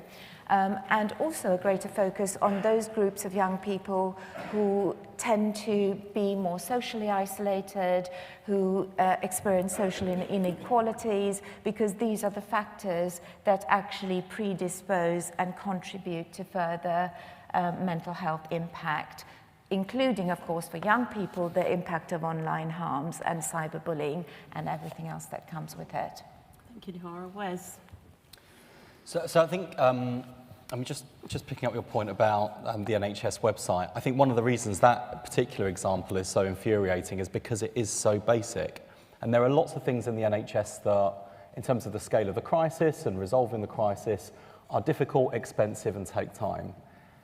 And then you look at an example like that and you think, well, this is so simple, it costs nothing, and why hasn't this happened years ago? And you also get frustrated when you see the political backdrop that says the problem with the NHS is there's too much diversity and inclusion. Well, evidently, it's not working. So we just pick up that example and many others like it. There are lots of things that, in terms of systemic issues, things that we've committed to tackling and have a plan to improve the state of the NHS by improving NHS services themselves, whether that's lack of access to early diagnosis and treatment, making sure we've got the biggest expansion of the NHS workforce in history, but also improving and expanding dramatically the quality and quantity of diagnostic scanners, for example, doubling the number of CT and MRI scanners so we pick up conditions far more quickly. But there are lots of areas where I think the NHS starts to hit its limitations, and without working in partnership with civil society, we miss opportunities, and we miss opportunities to, in many cases, save people's lives. If you think back to the pandemic, there were aspects of the pandemic response which showed the NHS at its best, and the way in which government was reorganised to deliver the vaccine rollout had a real impact, to a point. And there was a point at which, having raced through huge sections of the population, suddenly we started to bump our head against the ceiling of uptake figures and think, well, why is it we're not reaching more people? And I think what the pandemic exposed is that despite being a much-loved national institution, present in all of our lives, present in every community, the NHS doesn't actually have a great relationship with lots of communities in our society. Communities particularly that are poorer, more ethnically diverse, and at that stage, the NHS was forced to work in partnership, and we saw that when they started to reach out beyond the traditional boundaries of the public sector into the voluntary sector and particularly into faith communities, suddenly we're able to get those numbers up, because if people were worried about the vaccine and its safety and were suspicious about whether they could trust government ministers on the television, goodness knows why they would not trust government ministers on the television, they might trust their pastor or their imam or their rabbi. And we've seen some really great examples of that learning being taken up since. So I was at Neasden Temple last year, and their medical committee, a group of congregants who are all involved in the NHS and healthcare in one way or another, decided to build on the vaccine rollout with things like blood pressure checks and running vaccine clinics and all sorts of other preventative measures. And we should be looking to do a lot more of that, because if we get there early diagnosis, faster treatment, better outcomes, everyone wins, and it saves a lot of money. Similarly, I think for voluntary sector organisations that are directly involved in delivering NHS services in some way, or pick up a cross-cutting theme or condition, you have a system-wide view that sometimes the NHS itself lacks. Well, last year I was visiting lots of countries and talking to lots of countries about their healthcare systems. It's really funny talking to outsiders about the NHS. They imagine it's this kind of monolithic organisation and that it's really easy to drive things through because it's one organisation, the NHS. They have no idea how fragmented it truly is. And so often what the voluntary sector picks up are those gaps, the lack of integration, the lack of join-up. And in some cases pick up the slack, but actually what we need to do a lot more of is harnessing that experience and insight to plug the gaps in NHS delivery. And finally, so much of what we want to achieve in healthcare around prevention must involve tackling the social determinants of ill health. Because even when we get the NHS back on its feet and make it a modern healthcare system, and we will, I feel very optimistic about what can be done with the NHS. The NHS, the Department of Health and Social Care, can only do so much. And that's one of the things that excites me about the mission-driven approach that Keir set out this morning. It's a conviction, and I think the right one, that if you're serious about improving the health and well-being of the nation, you need every government department playing its part. But even when you've got every government department playing its part, you need to be working in partnership with business and civil society. And I think what the voluntary and community sector and faith communities do in particular, which is desperately needed in the NHS, is amplify a voice that is too often not heard amidst the very loud voices of royal colleges and medical unions and NHS Confederation and NHS providers and NHS, every part of the NHS has a voice, but it's the patient voice that isn't heard loudly enough. And certainly my experience in the last couple of years is that, you know, your advocacy does a real service to patients in making sure that their needs and their concerns and the injustices they experience don't go unheard by decision makers. And that's really important, why this conversation today is particularly important. Thank you. I'm going to go slightly off script and pick up on a point that you raised, Wes, because it's something that I'm really passionate about. And that's referral from the NHS into charity services. And, you know, and Juliet's here from the Stroke Association, and, you know, they provide services, commission services that are paid for by the NHS across a large swath of England. But actually, even when those services are commissioned, it doesn't mean that people are being referred onto the services. And this is an issue across the sector, and a lot of the big charities who provide those types of services. So Blood Cancer UK, we have professional nurses that can really help patients navigate their blood cancer pathway. pathway, we have helpline, we have support services, we support people to get onto clinical trials, but actually people don't know how to find us. And often it depends on your healthcare professional as to whether they know the charity that you're talking about. So, you know, and so this is a real sector-wide issue in that we're here, but people aren't necessarily coming to us. And I think there's a real role to think about how the NHS sees us as an equal partner in that relationship. Just like to hear your thoughts. Yeah, local government would say the same, by the way. One of the things that I feel quite strongly about is that every patient at the beginning of their pathway for whichever condition they have should be given their entitlements effectively. This is what your treatment pathway should look like. And it should include those sorts of you know, different referral routes, different options, and wider support that people might need. It works to a degree, you know, I think in cancer, for example, I think people know that they can turn to Macmillan, for example, if they want advice on cost of living and benefits, as well as, you know, all those things that aren't directly related to your condition, but are absolutely at the forefront of your mind when you get a life-changing diagnosis like cancer. How am I going to pay the bills? Am I going to be able to work? All of those wider questions. But for other areas, particularly in terms of you know, third sector treatment routes, I think it could be so much better. And giving patients access to that information means that they are empowered and can also hold the system to account. You know, why haven't I been referred onto this option? Why is it that you know, that I've been waiting longer than the time that's been given? And there'll be huge resistance to this sort of approach. We've seen this in other countries. In Singapore, for example, at Singapore General Hospital, you know, it's such a basic thing, but on the iPad that every patient has by their bedside, it gives them their itinerary for the day. You know, what time the ward round's coming, what medication you're receiving at what time, what's for lunch today, when can you have visitors in. It's not revolutionary, it is just an itinerary. And when it was introduced, Doctor said, why on earth do we need this? And you know, I've seen it in the NHS here where people say, you don't need to worry about that, you just sit back. I mean, how many of us in any other aspect of our life would just accept being told, oh, don't worry about it, just sit back and you'll be told when something's going to happen to you. We all want that kind of control over our lives and we want that agency. And sometimes I think with very good intentions, the NHS is a benevolent organisation, a kind organisation, but it can also sometimes be an infantilising organisation. And so the more we give that information, knowledge and power to patients, I think the better served we will all be.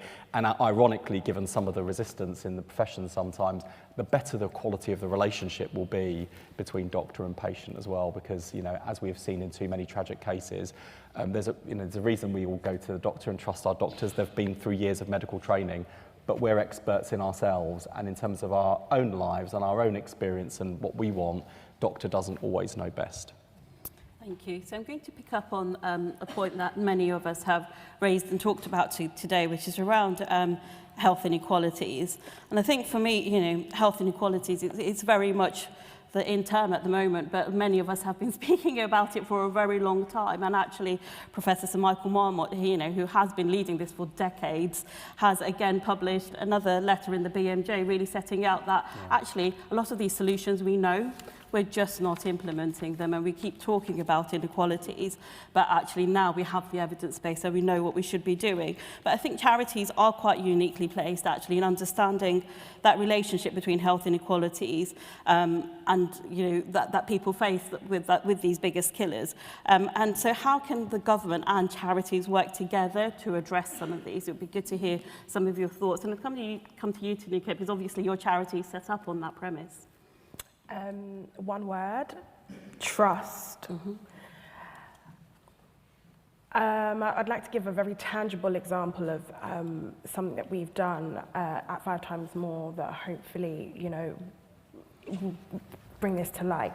So when it comes to Black maternal health experiences, there has been no data collected on what exactly is going on behind the statistics. We know what the stats are.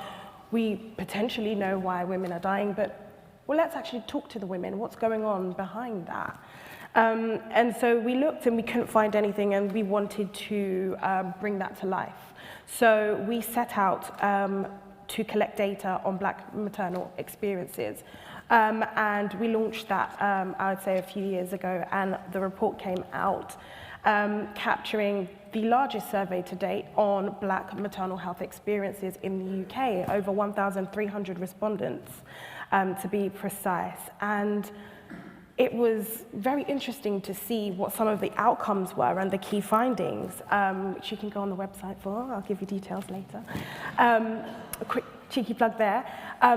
But I'd like to say at the same time that we launched our survey, there was this big survey going out with the government to call out for women's experiences, women's health experiences. And at the time, there was also a debate on Black maternal health that we were able to, help push for in Parliament. And the minister at the time said, shamefully, we don't have enough experiences from Black women in our survey. And we launched ours a few days later, and we got 500 respondents within 24 hours. And these are all the Black women you can't seem to find. And I think it's because the trust, Black women trust us. Women trust us with their data, they trust us with their information. They know that if we are collecting any kind of data on experiences, it's not just to collect it for collecting's sake. We're going to do something about it.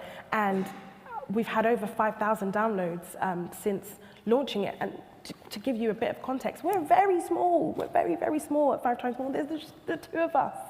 And we're doing all of this. But we have Black women look at our organization and say, this is a representation of me. I know that the people that are running this actually look like me, understand what I'm going through, and are not just doing this for doing this sake. They actually care about the outcomes and want to see a difference. And I think that level of trust shows in terms of what the outcomes are. And I think I'm saying this because imagine if we were able to work with the government on their huge experiences survey and get more Black women to actually fill that in and be a part of that wider cause. It would have been amazing. But unfortunately, we don't get called upon for true co-production. And I think that's what's missing here. It's true co-production, not just in a tokenistic manner. We've got this survey, can you help? It's hi 5 times more, hi X charity, whatever it is. We've got this survey. We want you to help us look at the questions. We want you to see other organizations we can reach out to. How can we make sure we're serving your community in a way that is meaningful and not just, we've got this idea, can you come on board, and then drop us at the last minute. That's not what true co-production is, and I think we're seeing a lot of that, and that's breaking the trust of the community, hence why actually when we go out and do it ourselves, we get so much more results. So I think trust is a key thing here. Thank you. And Nihara.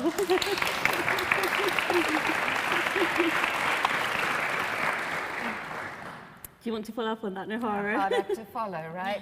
I think that obviously, apart from working at grassroots level, charities are able to work more flexibly. And that means that they can use the pool of talent that is within charities to actually inform and put together what works. So if you just take an example of creativity and flexibility with young people, charities, we can work with influencers, for example, thinking about how we might enable them to influence positively rather than negatively, to start to think about how that might work and how that might interact with health and mental health as a result. There's a whole wealth of data and information that government can benefit from, both in terms of qualitative as well as quantitative information that can help develop practice. So, yeah. Thank you. And Wes, I'm going to come to you, but I'm going to ask you, when you speak about health inequalities, I'm going to try to be efficient and get some questions in at the same time. So how can the social determinants of health be tackled at the same time as we're thinking about just the NHS? Oh, they're coming straight to me. Come to you, straight to you. I think give me notice of any question. That's no problem. I think, going back to my previous answer really, if we only focused on the NHS and the Department of Health and Social Care, we would be failing our country in the long term. And what's frustrating is that so many of the conditions that threaten to overwhelm the NHS actually in the longer term are preventable illnesses. So that's the frustrating thing, is this is preventable. The good news is it's preventable. But it is also unequal. If we think about my journey home from work, for every stop I go along from Westminster to Stratford on my way home, life expectancy falls by a year. So even in this, one of the richest cities in the world, there is enormous, staggering inequality that means your life expectancy falls as you leave central London and travel out east, where I live and represent. A girl born today in the most deprived 10% of local areas is expected to live 19 fewer years in good health than a girl born in the least deprived areas. I mean, these are staggering levels of inequality, and only part of it, I think, can be addressed by better access to healthcare. We need to go more to the root causes, and that will be the challenge that we set across government. And it's also, frankly, why I have been quite hard sometimes in the debate about NHS funding.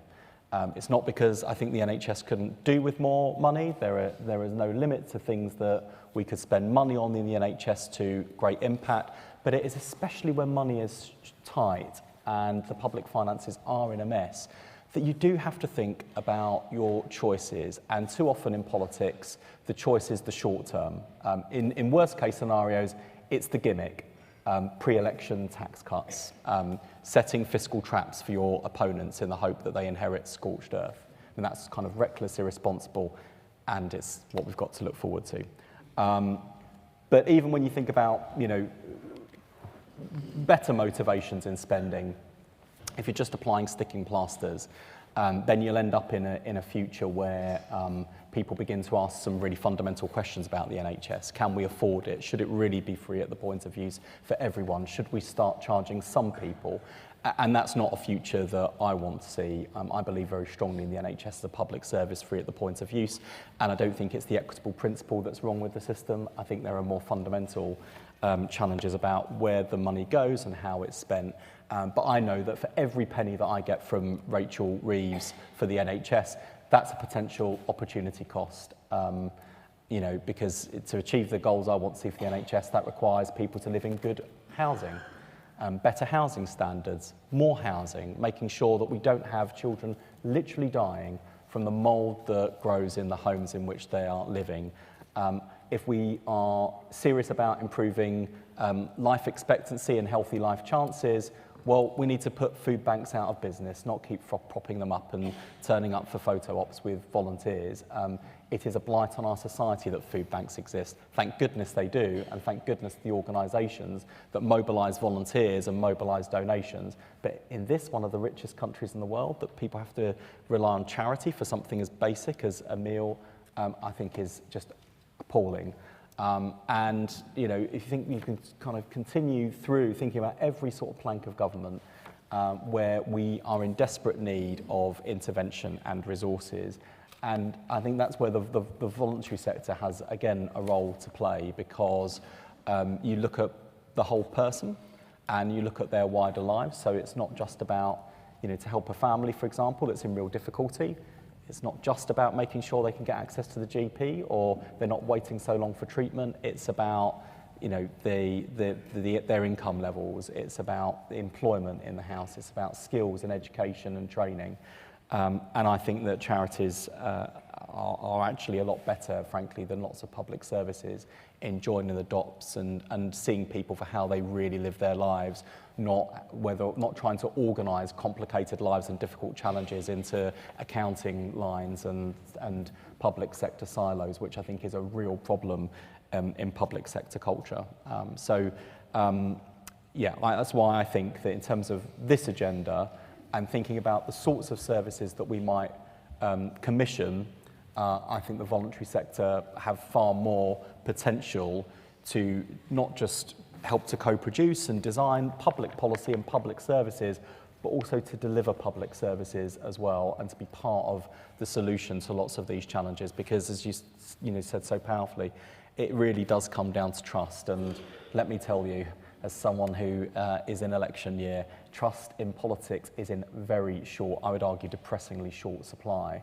And you know, you look at the stats in your document actually from Pro Bono Economics, and the degree of trust in the voluntary sector is enormous. And I think it's through that trust you build relationships, and through relationships you'll do far more to improve healthy life expectancy and to tackle health inequalities than any centrally planned public policy that I might cook up in the Department of Health. Thank you. And I've been given a 2-minute warning, but I am determined to get a question in. And this one's from Ollie Richards from Cancer Research UK, who asks that 62% of publicly funded cancer research in the UK comes from charities. How will Labour work with charities to ensure research thrives and is embedded in the NHS? And now Alex and I have vested interests in this, and actually we've got colleagues here from the Association of Medical Research Charities, and I think this is a part that's really underlooked in terms of the value we add to the UK economy. So just since 2013 to 2022, we spent £15.7 billion on research from the AMRC member charities. In 2022, that was £2 billion in a single year. So actually, we're not just a third wheel; we're an active part of that system. And we fund a huge number of researchers within the NHS. We really underpin some of the research infrastructure within the UK. So it'd be just good to hear your thoughts on that. Yeah, I think there are a couple of things. One is, I think, showcasing and celebrating that partnership, and particularly when money is short and people are, it's a really difficult time for the voluntary sector with people struggling to raise donations in the way that we might have been able to do, a decade ago. It's really important that we continue to underline the importance of this particular area of charitable giving and the huge impact that the UK's medical charities have. Without which we would not be seeing some of the game-changing breakthroughs we're already beginning to see and we'll see more of in the coming years. And to think about how we leverage as much as possible that kind of joint state and voluntary sector and private sector investment in medical research to get the biggest bang for the buck and the best possible outcomes. Secondly, where people can't give money, they can contribute in other ways. I think particularly about participation in trials, and I think we've got a lot more work to do to ensure there's effective data sharing, consent-driven patient sharing by patients. But I mean, look at what we saw during the pandemic. There is enormous willingness out there for people to contribute to medical science and research. They really value this. But through bad public policy, we end up, losing a load of that goodwill and losing lots of data, and with it, huge opportunities to make the UK a destination of choice, one of the leading countries in the world when it comes to life sciences. And our leading position, which we've held for many years, is in jeopardy.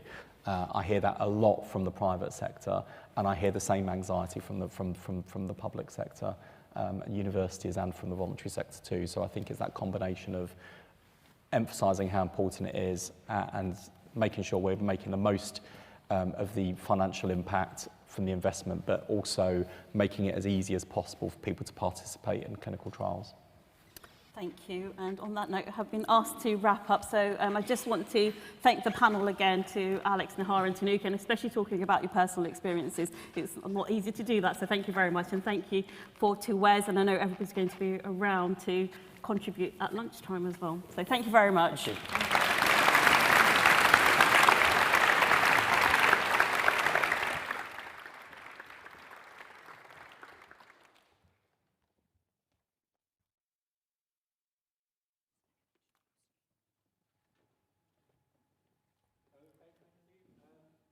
Another great panel. We knew when we put this agenda together that any single panel could actually stretch the entire morning. We did it deliberately. As I said at the start, these are conversations which start up here, but carry on out there, over lunch, and well beyond, hopefully. But right now, we're doing a very quick turnaround. We're moving on to our third panel of the day. This time, we're looking at the mission of halving serious violent crime. And I'm delighted to welcome Akiko Hart to moderate, and another great bunch of panelists.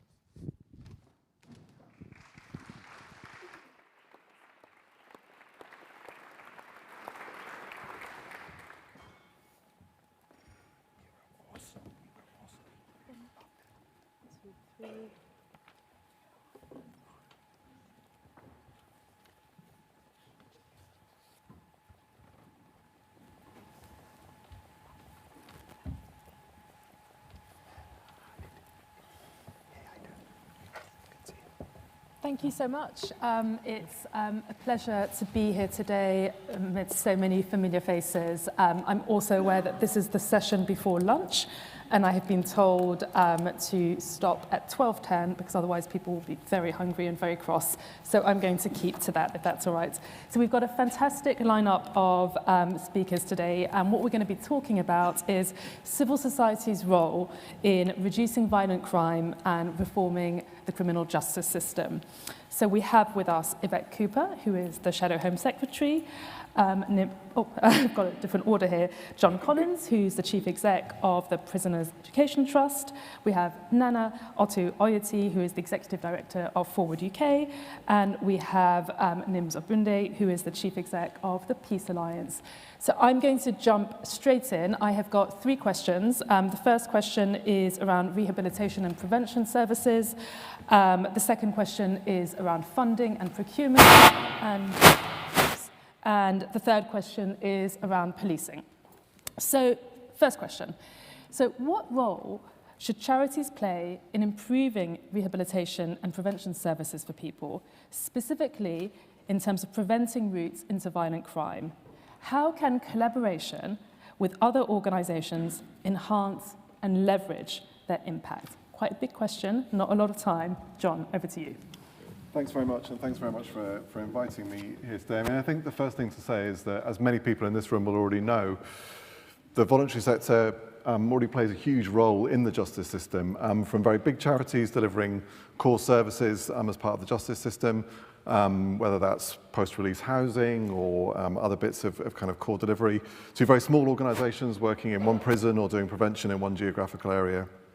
So it's a big field, but it's already playing a really important role, and research by NPC and others have shown that the importance of these organisations in terms of core service delivery. And I think that's right. I think there is an important role for the voluntary sector in terms of the delivery of the criminal justice system.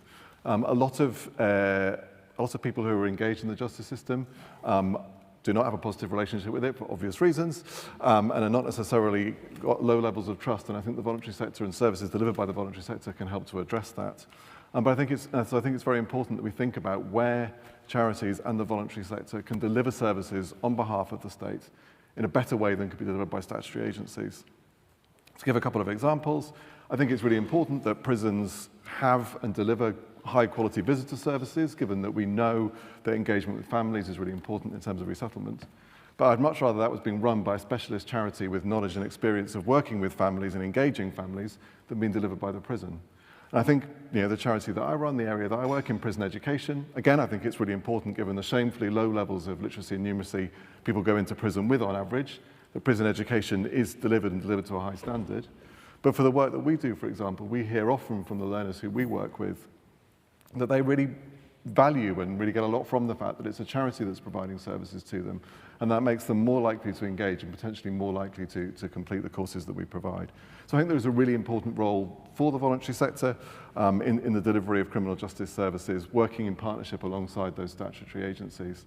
It's a key part of the system, and needs to be recognised as that, as an integral player and an equal partner, as other people have said today, rather than as an afterthought, which I think is too often the case, crammed onto the end of the system or put around the edges, rather than fully engaged in as a collaboration in the design and delivery of services.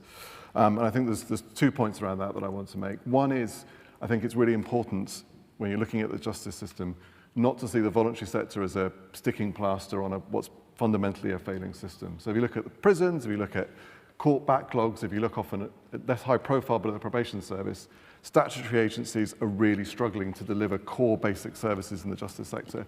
You can't then expect the voluntary sector to come along and patch up around that and make it work. The statutory bit needs to work so they can work alongside the voluntary sector to deliver high quality services. So I think that's really important. And the second thing I think is that it's really important, and we've heard this from other speakers this morning, that charities are fully involved in policy design and the design of services. So not just consulted after the fact, not just brought in at the last minute to be sort of asked what they think, but genuinely involved in that policy and service design and delivery. And I think in the justice sector particularly, there is quite a combative relationship between the voluntary sector and the government around justice policy. And I think it's really important that charities do speak truth to power, do criticise policy where we think it's not working, where it's failing. But I also think it's important to have that collaborative relationship, to be brought in, and for people in my sector to recognise that there are challenges. It is a difficult area. If we want to be involved in that conversation, we need to be pragmatic about what those solutions look like without obviously ever compromising our principles or our values. Thank you so much, John. Nims, would you like to add to that? Certainly, thank you. First of all, thank you for having me on this stage. But I regret being on the stage. And the regret comes because many years ago, I was invited to number 10 Downing Street to address this issue with Tony Blair, and then Gordon Brown, and then David Cameron, and then Boris Johnson. And the issues have remained the same. So I've questioned whether it's about the government, because I think we often play politics without addressing the core issue. It's not, I'm not really interested in which party. I think this is a cross-party issue, and parties need to learn to work together rather than playing politics with the lives of our kids. I really don't, I buried one of the kids from my church just recently who got killed, and I remember many years ago, David Lammy was in a meeting with us, many years ago when we got started, and he would say, more kids are going to prison than they are, more kids are going to prison than they are going to university in Haringey. And right now, I still feel the challenge, way back then, to over here. And when when Labour says they're not in government, my issue with Labour, or Conservatives, I really am not party sensitive, is that you still run local boroughs, you run local cities. You have the ability to demonstrate that you can make the changes now. You don't need to be in central government to start making the changes that save the lives of our kids. Implement those programs in the small areas now. Don't wait for the big government. Show from small practice that you can deliver, so that by the time you get in the government, you say, these are the examples of what we have done, not what we will do. That's my first frame. Now, I'm sorry, but that's not you. That's just generally speaking. But I think it's important I say that, because I think I represent the voice of many mothers, fathers, brothers, sisters who are traumatized by what's going on in our schools, in our communities. And when it comes to civil society, unfortunately, because of funding, when we talk about collaborative working and things that we could do to change systems, we end up pitching against each other rather than collaborating, because we're trying to all get as much money to keep ourselves surviving. Everybody is trying to, you're trying to employ that, you're trying to keep your employees in. And in no time, you're having to sack people because the funding is not long-term funding. There's a very short window of funding to deliver a quick program, and you have a few days to just quickly write a quick project in and just say, yeah, we can deliver this program. Now, government needs to change the mindset around that. If you're going to engage with us, consider us also in the long term. Work with us. Let's kind of see how we can provide that educational awareness across our communities, because I think we provide significant support. I mean, the charity I work with is called the Peace Alliance. And the Peace Alliance for years has been doing significant work. But I'm not here to kind of profile us above others, because I think what we're all trying to do is be an alliance of civil society that changes our society, but then also work with government. And it shouldn't be us and them. It should be a sense of collaborative partnerships. We don't feel that it's a privilege to be invited. As a matter of fact, it should be a privilege that you are listening to us. I think civil society needs, what we don't need when we come into meetings like this is we need to be, again, I'm just going to speak freely, we need to feel that the government was sitting in with us through it all, and not that we're just privileged to meet one government minister or the other government minister. It's about us consistently being able to give our views, and government taking it in and responding to us in a robust way, so that we know that the future of our children, the future of our society is secure. That's really where I'm coming at it from. I think there's a long-term issue here.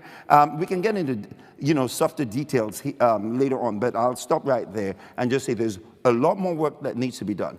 We know what charities do. I'm not going to repeat it over and over again. Tony Blair ended up my conversation with him, and then I got called by the Daily Mail after that. He said, as a result of what a friend of mine said, i.e. myself, we're going to be tough on crime and tough on the causes of crime. What I'd gone to him at number 10 to say is, listen, we have desperate problems in our communities. Our kids are being killed. Invest into long-term solutions so that our kids have better futures. The response was tough on crime, tough on the causes of crime. Well, if you're going to be tough on the causes of crime, invest in those communities that are very vulnerable, that need the support, and then we know you're the government that we need.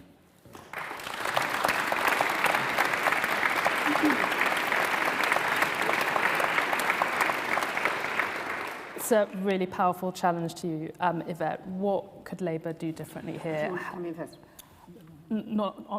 Got a very tight timetable. This is for you. Fine, I didn't want to stop you talking. No. What would Labour do differently? How can you rebuild the trust that's clearly been broken? So one of the reasons we were take so seriously this event today is because Keir has been really clear, you'll have heard from his speech earlier, but also in his challenge to all of us in the Shadow Cabinet, that the approach to mission-driven government means working in partnership. It doesn't mean government doing things on its own because it can't, because it won't work. And that actually this has to be about agencies, communities, civil society, all pulling together in the same direction and all working in partnership as part of those missions.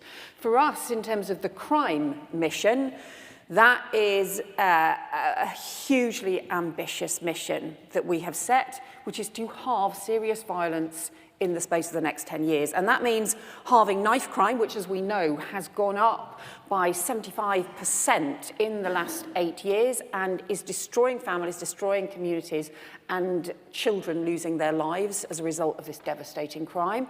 And it's also about halving violence against women and girls, which we know has been this persistent, deep-rooted violence through generations that too often communities, organisations and certainly government have just shrugged their shoulders and figured this is one of those things we always have to live with. Actually, we don't. And so if we are really going to do the transformation that is needed to halve serious violence, there's no way government can do that on its own. That has to be all of us.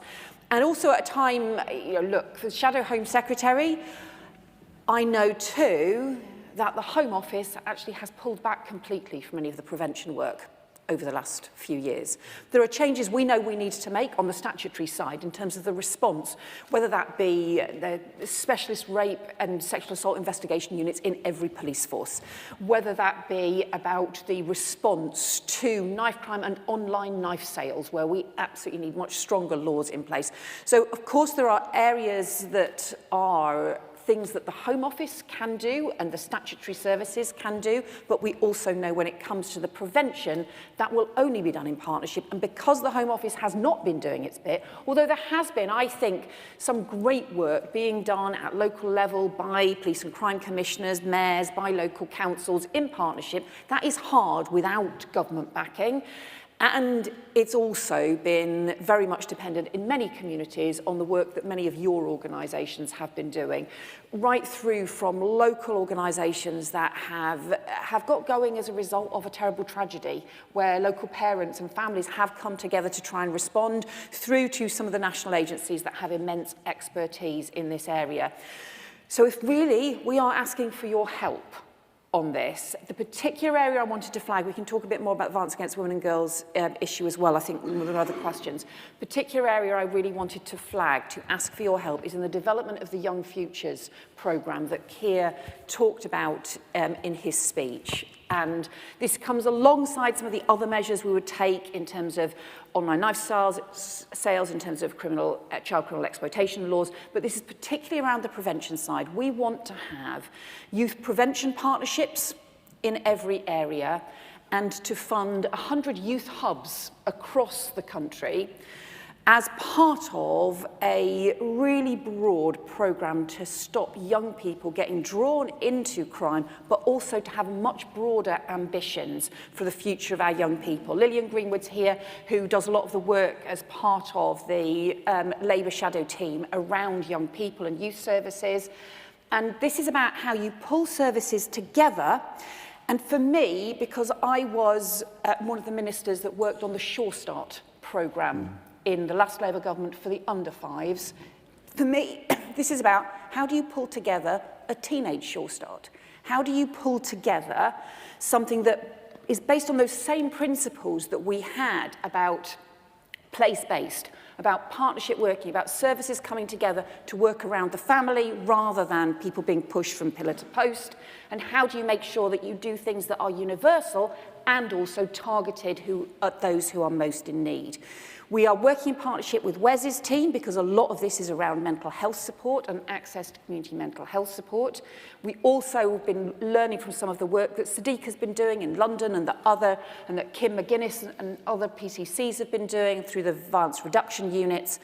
Things like having mentors who can access young people who end up in A&E or in custody suites, so you get that early intervention, but we need to go much further. And what we want to know from you is what works, how you think these Youth Futures partnerships should develop, and also what the role of your organisations and also other local organisations could be in making this work. We have to be honest and realistic that money is going to be tight and that resources are going to be tight for some time to come. That's why we've got to get the economy growing.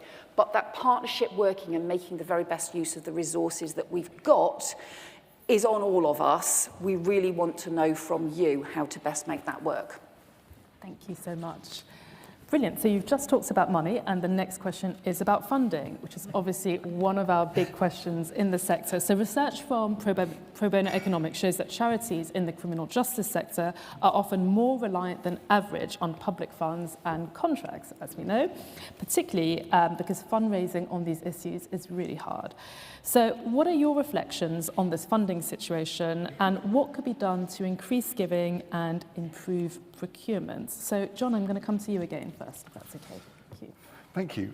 Yeah, so I mean, the sort of quick and easy answer to the funding question in the justice sector is that, you know, as a sector, it's underfunded.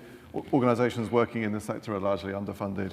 And if you want to address that, you need more funding. But, you know, we've heard Yvette say there's not going to be much more money. We heard Keir this morning carefully dodging any questions around funding. It's not realistically going to be a huge influx of money in the next few years. So I think the first thing from a justice point of view is we do need to look at the whole pot. Not just look at the money that's currently going to charities and think, can we make it a bit more here and there? But what are we spending all the money on in the justice world? And, you know, the biggest area of spending at the moment is on prisons, you know, in terms of building and running new prisons. I'm not naive. I recognise the complexity around reducing the use of the prison population and the use of prison, both in policy and political terms. But realistically, if we want to, the prison budget is an entire budget spent on failure. If people have got that far, a lot of other bits of the system have already failed. So I think we do need to think about what the overall budget is spent on and whether there can be a shift from the prison end into prevention and diverting people away from the system earlier. It's not the whole answer, but I think looking at that overall spending pot is really important. And then when you do, you know, when you think about charities and the volunteers and the role they play in the system, I think the key things for me are it's really important not to see charities in the voluntary sector as a cheap way of getting difficult stuff done. If you want them to deliver core services as part of the justice system, they need to be paid properly for that as part of the government budget, and they need to recognise that they bring value, and therefore you need to pay for that value, and not just think, well, we can get away with paying a little bit less because charities will find a way to do it. While also recognising that charities do have a role in leveraging in funding from other sources, whether that's philanthropic funding or funding from the public. And I don't think it's impossible to do that in these areas. I think you need to be ambitious about that. But where you're delivering government services, they need to be properly funded to do that. And finally, I think you do need to think about the funding mechanisms. I think there is places for contracts, you know, within the system for charities. I think there's also an important role for grants from government and charities as well, particularly smaller charities who maybe are better at working with, you know, in local areas or with more marginalised communities, but who don't have the resource or the time to go through complicated procurement processes. But I think whether you're looking at contracts, whether you're looking at grants, whether you're looking at other funding mechanisms, we need to be confident that charities will know what they're doing and therefore not be so prescriptive about what we're expecting people to deliver, but trust charities to go out and deliver the outcomes that you're asking them to deliver. And that might mean that funders and contractors lose a bit of control, but in exchange for that, they'll enable charities to respond to the situation that's in front of them, to work with the individuals rather than delivering a pre-agreed set of outputs, and that will help them to deliver better outcomes overall. So I think there does need to be more funding, but we also need to think a bit more carefully about how that funding is is designed and what's required for that funding to free up charities to do the stuff that they're good at, and that will deliver the outcomes that you're looking for as part of the missions. Thank you so much, and I think that will really resonate with lots of people in the room. Nana, would you like to add to that? Thank you very much. It's a real pleasure to be here. And I think just picking on... it's a real pleasure to be here. And I think what I want to sort of bring into this conversation is, yes, research is important, and the evidence that we've been given today is important. But we know that 23 billion of the UK government goes to just addressing domestic abuse. And so we need to ask ourselves, can we continue paying 23 billion just for domestic abuse? We haven't even talked about violence against women and girls. So the data and where the money goes is really important. At the same time, we know that when it comes to violence against women and girls, we are seeing, in fact, last year, a research conducted by Rosa said only 2% of total funds went to the women and girls sector, and this includes violence against women and girls. And what is really important in terms of data is we need to drill deep into data. We have to disaggregate the data. Who is getting what? Where is it going? And very often we gloss over, oh, this is the total amount. When we're looking at the total amount, we need to look at who is getting what for what services. And we've just been talking about young people. You're talking about, the criminal justice system. Who is overrepresented in the criminal justice system? We need to ask all this kind of data. Data is important, but how do we work with data? I mean, very often we just push data and numbers around. When it comes to even procurement, and I'm very glad John, you just talked about procurement. What does procurement mean? Is it for services? Is it for equipment? Is it for PPEs? Or what is it for? What is procurement for? I mean, if you're going to deliver a service around violence against women and girls, for women who have no recourse to public funds, for women who are suffering, are marginalized, and you tell me that you want me to go and join the big guns to actually now work on a project proposal or work on a tendering process, I don't even understand the processes. It keeps changing here and there. Today is this process, tomorrow is this other process. Now we need to now train, go for training, and a whole group of people telling you that, oh, we are going to teach you how to do the procurement services. And then when we go and we are taught, actually, it's only 10 people who are going to be funded. Why waste my time? Why waste my time and energy? Because I can be delivering those services rather than going to go through all these processes. And yes, a lot of the small organizations, we deliver the services that others don't. Nobody is picking up no recourse to public funds. Nobody is picking up the vulnerable. And I'm glad that the other shadow minister was talking about, as you move to different places, you see the poorer people surfacing. Who is meeting the needs of these poor people? And I think what I really want to be clear about is that procurement, yes, isn't good for everybody. And I don't think it's good for anybody at all. I mean, if the NHS had to wait for procurement in order for them to actually pay their staff. Is that what we're expecting? For me as a charity, right now, I'm going into April, I have to write my budget. I don't even know how much money I'm going to pay for my staff. A lot of the staff that we're working with, they are underworked, overstretched. There isn't money. We are constantly thinking of what we're going to do next to provide our services. How can we continue like this? Burnout is such a huge factor. So yes, funding is important, but the well-being of people within the sector is so bad that if we don't address this, there isn't anybody who is going to continue this work. And I know so many charity sector leaders who are actually leaving. So we need to really look at the numbers and find out what is really happening. And do we want to continue like this? Whether it is any Labour or Tory, this is a problem, and it needs to be addressed and fixed.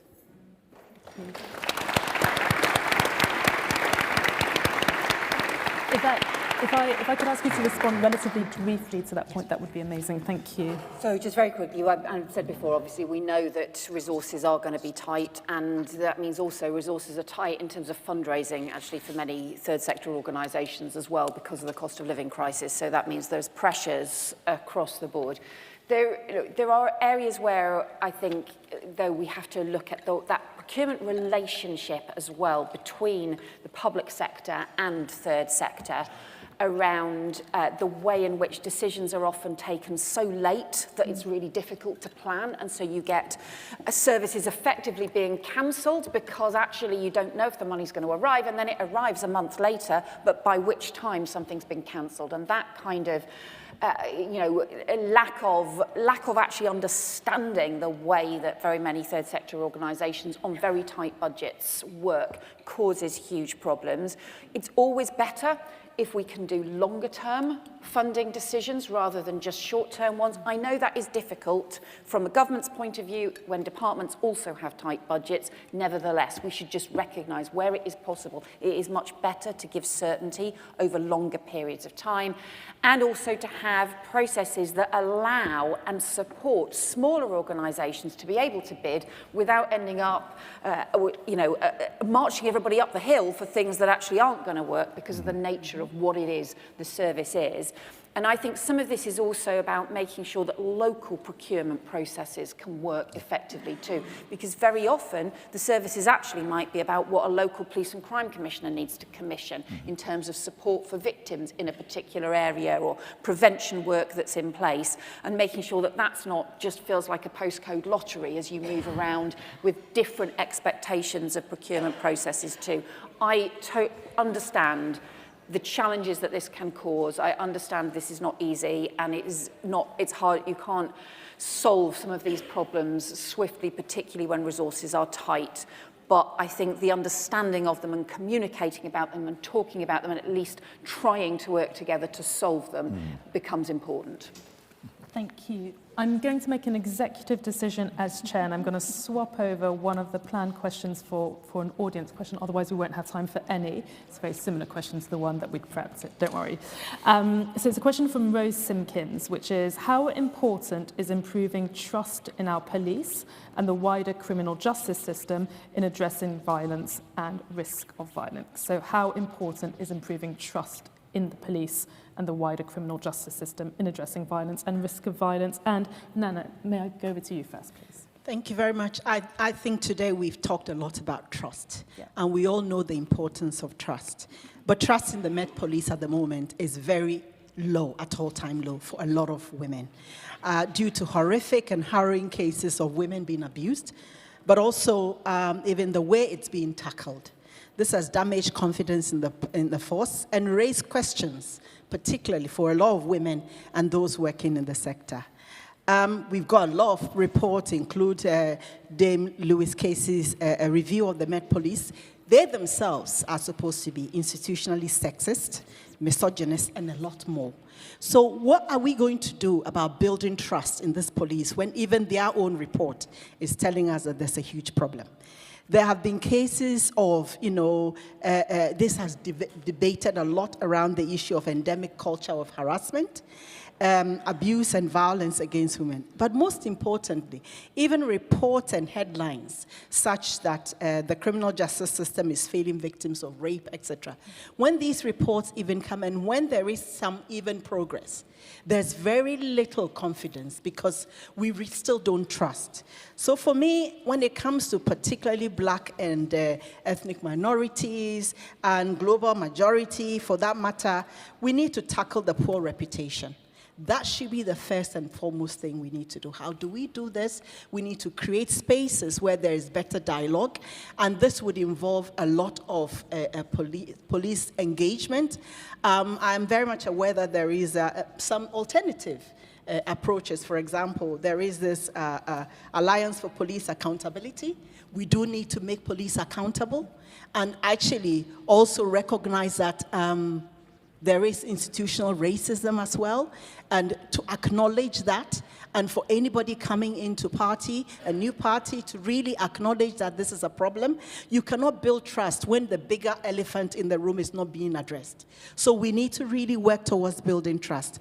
But I think for me, look at what processes are working. If, for example, this Police Accountability Alliance is working, What is it that's working? How can we scale up these kinds of coalitions, which includes civil society, includes police, includes us as stakeholders, to really have these kinds of conversations and to learn from them? But it's not just coming to at a one-off conversation with, charities who are already stretched, and then you go backwards and then come back and there is nothing happening. I think there needs to be a lot more effort to build this trust.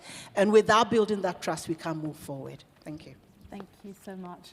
Nims, would you like to come in very briefly? I'm just very, being very told briefly. that we need to go and It's eat, lunchtime, so, and all of us, I can hear rumbles. It might be mine. Quite candidly, many years ago, I used to be the chair of the London Criminal Justice Board Advisory Group. And then at one point in time, I was the chair of Operation Blunt, overseeing knife crime across London, working with superintendents from different boroughs. And then I sat in the Home Office Stop and Search Scrutiny Group and also scrutinized the Met Police on Stop and Search. At the moment, I co-chair the Race Equality Commission with Baroness Philippa Stroud, and we're looking at Stop and Search. Stop and search, amongst other things. A one-sided coin is a counterfeit. Trust is a currency. To say the police are entirely this is not fair, because I don't want to discount the fact that there was once my wife was ill, somewhat hallucinating, I don't know what happened, but 2 police officers took her to the hospital. And I'll forever be indebted to the police for saving my wife at a very crucial moment. But that said, I cannot deny the challenges that we have with policing in our nation. And maybe the best way to bring trust is, rather than just continue to speak about them, let's see whether we can get more people to get involved with them and get more of our young people to start engaging and, getting, should we say, employed by the services that seem somewhat institutionally racist, and see whether we can address that. Are there issues of racism sometimes? Yes, there are. Do I feel that the police can do better? Without a doubt. But I think the dialogue that we've had, and I continue to demand this dialogue with the ongoing commissioner, and I work with Essex Police. Essex Police have done something that most police units have not yet done. When they get a stop and search wrong, do you know what they say? Sorry. That would be amazing if the Met Police knows how to say, I'm sorry, I got that wrong, to a young person. I mean, if I take that on thoughts, if the police could say, we're sorry, the encounter we had with you was not the most professional, and we thought, whatever, we got it wrong. We're sorry about that. That could change the way we see policing. The currency of trust will be lifted, and guess what? We might have a better police service. Over to you, Aoife. And there's a challenge there, but there is hope, I think. I think there is, and the mission, the crime mission that Keir set out really has 2 halves. There's the half that I talked about at the beginning, which is around halving serious violence, knife crime, violence against women and girls. The other half of it is about restoring confidence in policing and the criminal justice system. And you have to do both. You have to have both trust and confidence, and you have to have this real focus on the most appalling, terrible crimes that we need to tackle in order to keep people safe. Because we have a policing by consent model, and if you don't have that trust, or if you don't have that trust across every community, then all of that ends up being undermined. In terms of the things that we need to do, we need an overhaul around standards, around training, around recruitment, around misconduct procedures, including the compulsory anti-racism training, and around violence against women and girls, series of areas to address those very serious things that Louise Casey found in terms of the Met, but actually we know there are challenges in terms of policing more widely, that also recognises there are amazing police officers right across the country who are doing incredible work every single day, and actually their work is being undermined if we don't have proper systems around standards in place. We need partnership working, we need oversight and making sure that there's local partnerships in place. But I think the one thing that we could do that would make more difference than anything else to that confidence relationship is to bring back neighbourhood policing. and to get proper neighbourhood community policing working in partnership in every local area. So people have got a named local police officer, and that's why we have set out plans for 13,000 more police and PCSOs. We've set out how we would fund it as well, but I think you've got to take that policing back to the grassroots. It's what police forces across the country want to do, and we need to back them to do it. Thank you. Thank you so much. Thank you to the amazing panel, and let's get some lunch.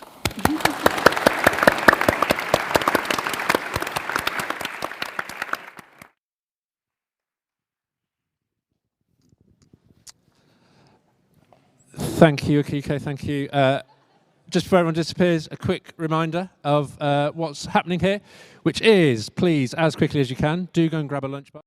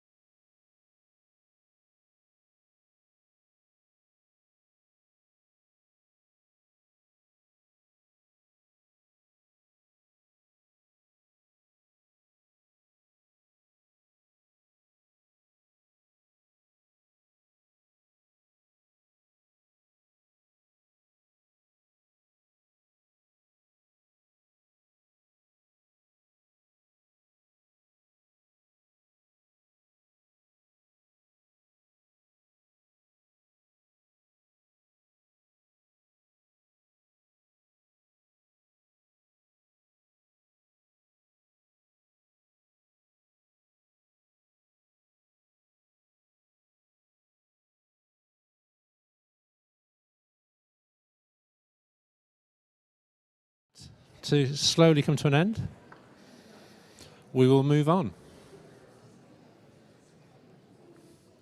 So I hope you're all well fed in body and in mind, but that you still have a little bit of space because we have one final excellent panel to go. This one is looking at, well, it's a big one, it's looking at opportunity, how to break down barriers and spread opportunity for all. So please join me, welcome our final panel onto the stage, moderated by Joelle Davis. Thank you.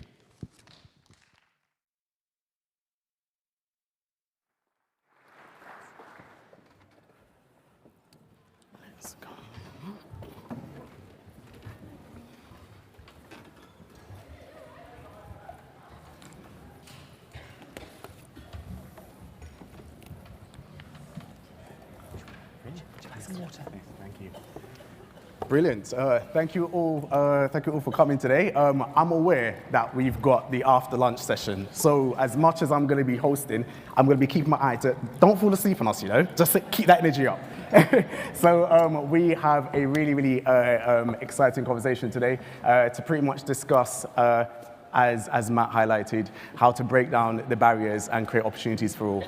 So my name is Joelle Davis. I'm the Chief Executive of Quintessentially Foundation, and alongside me, we have a fantastic panel today. So we have the brilliant Bridget Phillipson, the Shadow Education Secretary, the fantastic Takombo Ajasa Oluwa, who is the Chief Exec at Career Ready, the magnificent Catherine McLeod, Chief Executive at Dingley's Promise, and the phenomenal Paul Brown, Chief Executive of YMCA Leicestershire. And the other panels didn't get that type of intro, you know that.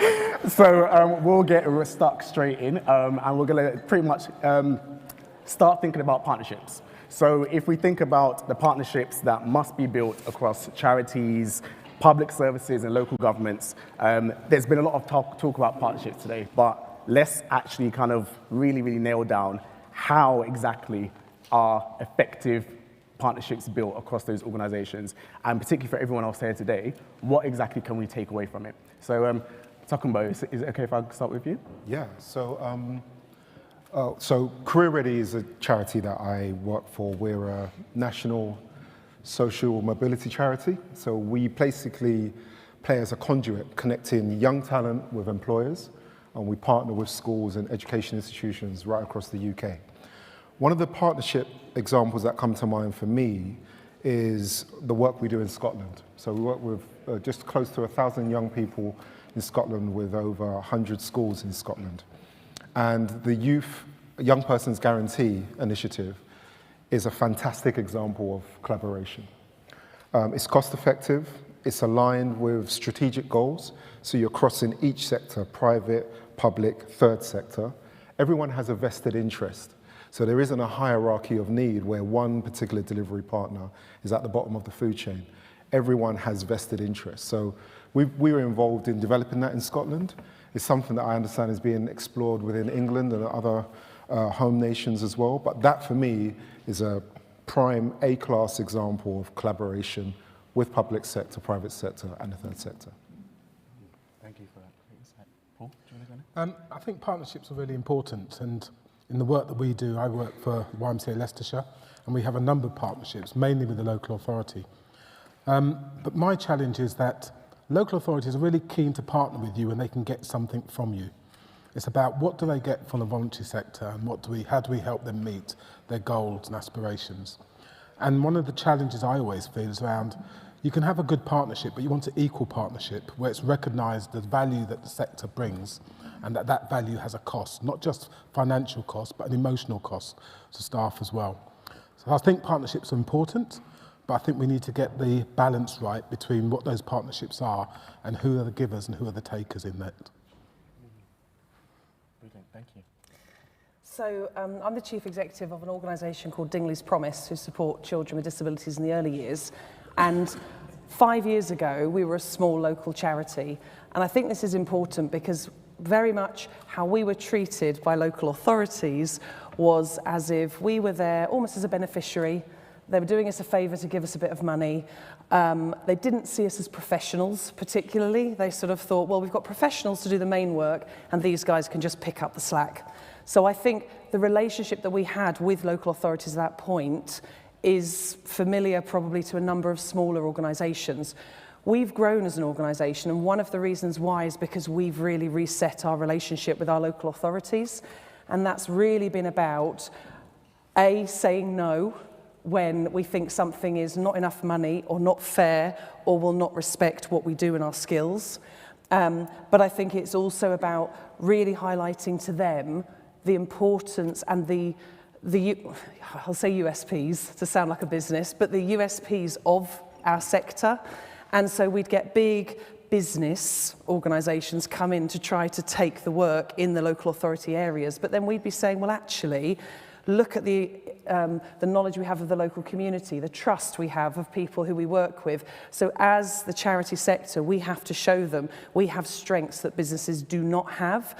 And certainly now I feel very much that we are now entering relationships with local authorities where they're paying us as a partner to deliver for them, and also to say to them, we're professionals.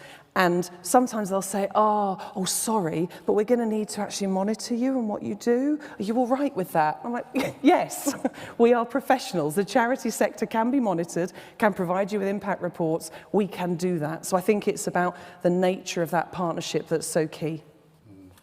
Interesting. So we have three completely different experiences and a range of different challenges as well. So Bridget, how would you kind of respond to that? Yeah, thanks very much, and it's wonderful to see you all, and great to be here this afternoon. I would say, first of all, what we've set out in terms of the opportunity mission is about making sure that everyone has the chance to get on in life. So breaking down those barriers that too many of our people face, especially our children and young people. Now that involves government setting, if we were to win the next election, as a government setting out that longer term plan for how we make it happen, and that's what Keir was talking about this morning in terms of that decade of national renewal. But it's not the work of government alone.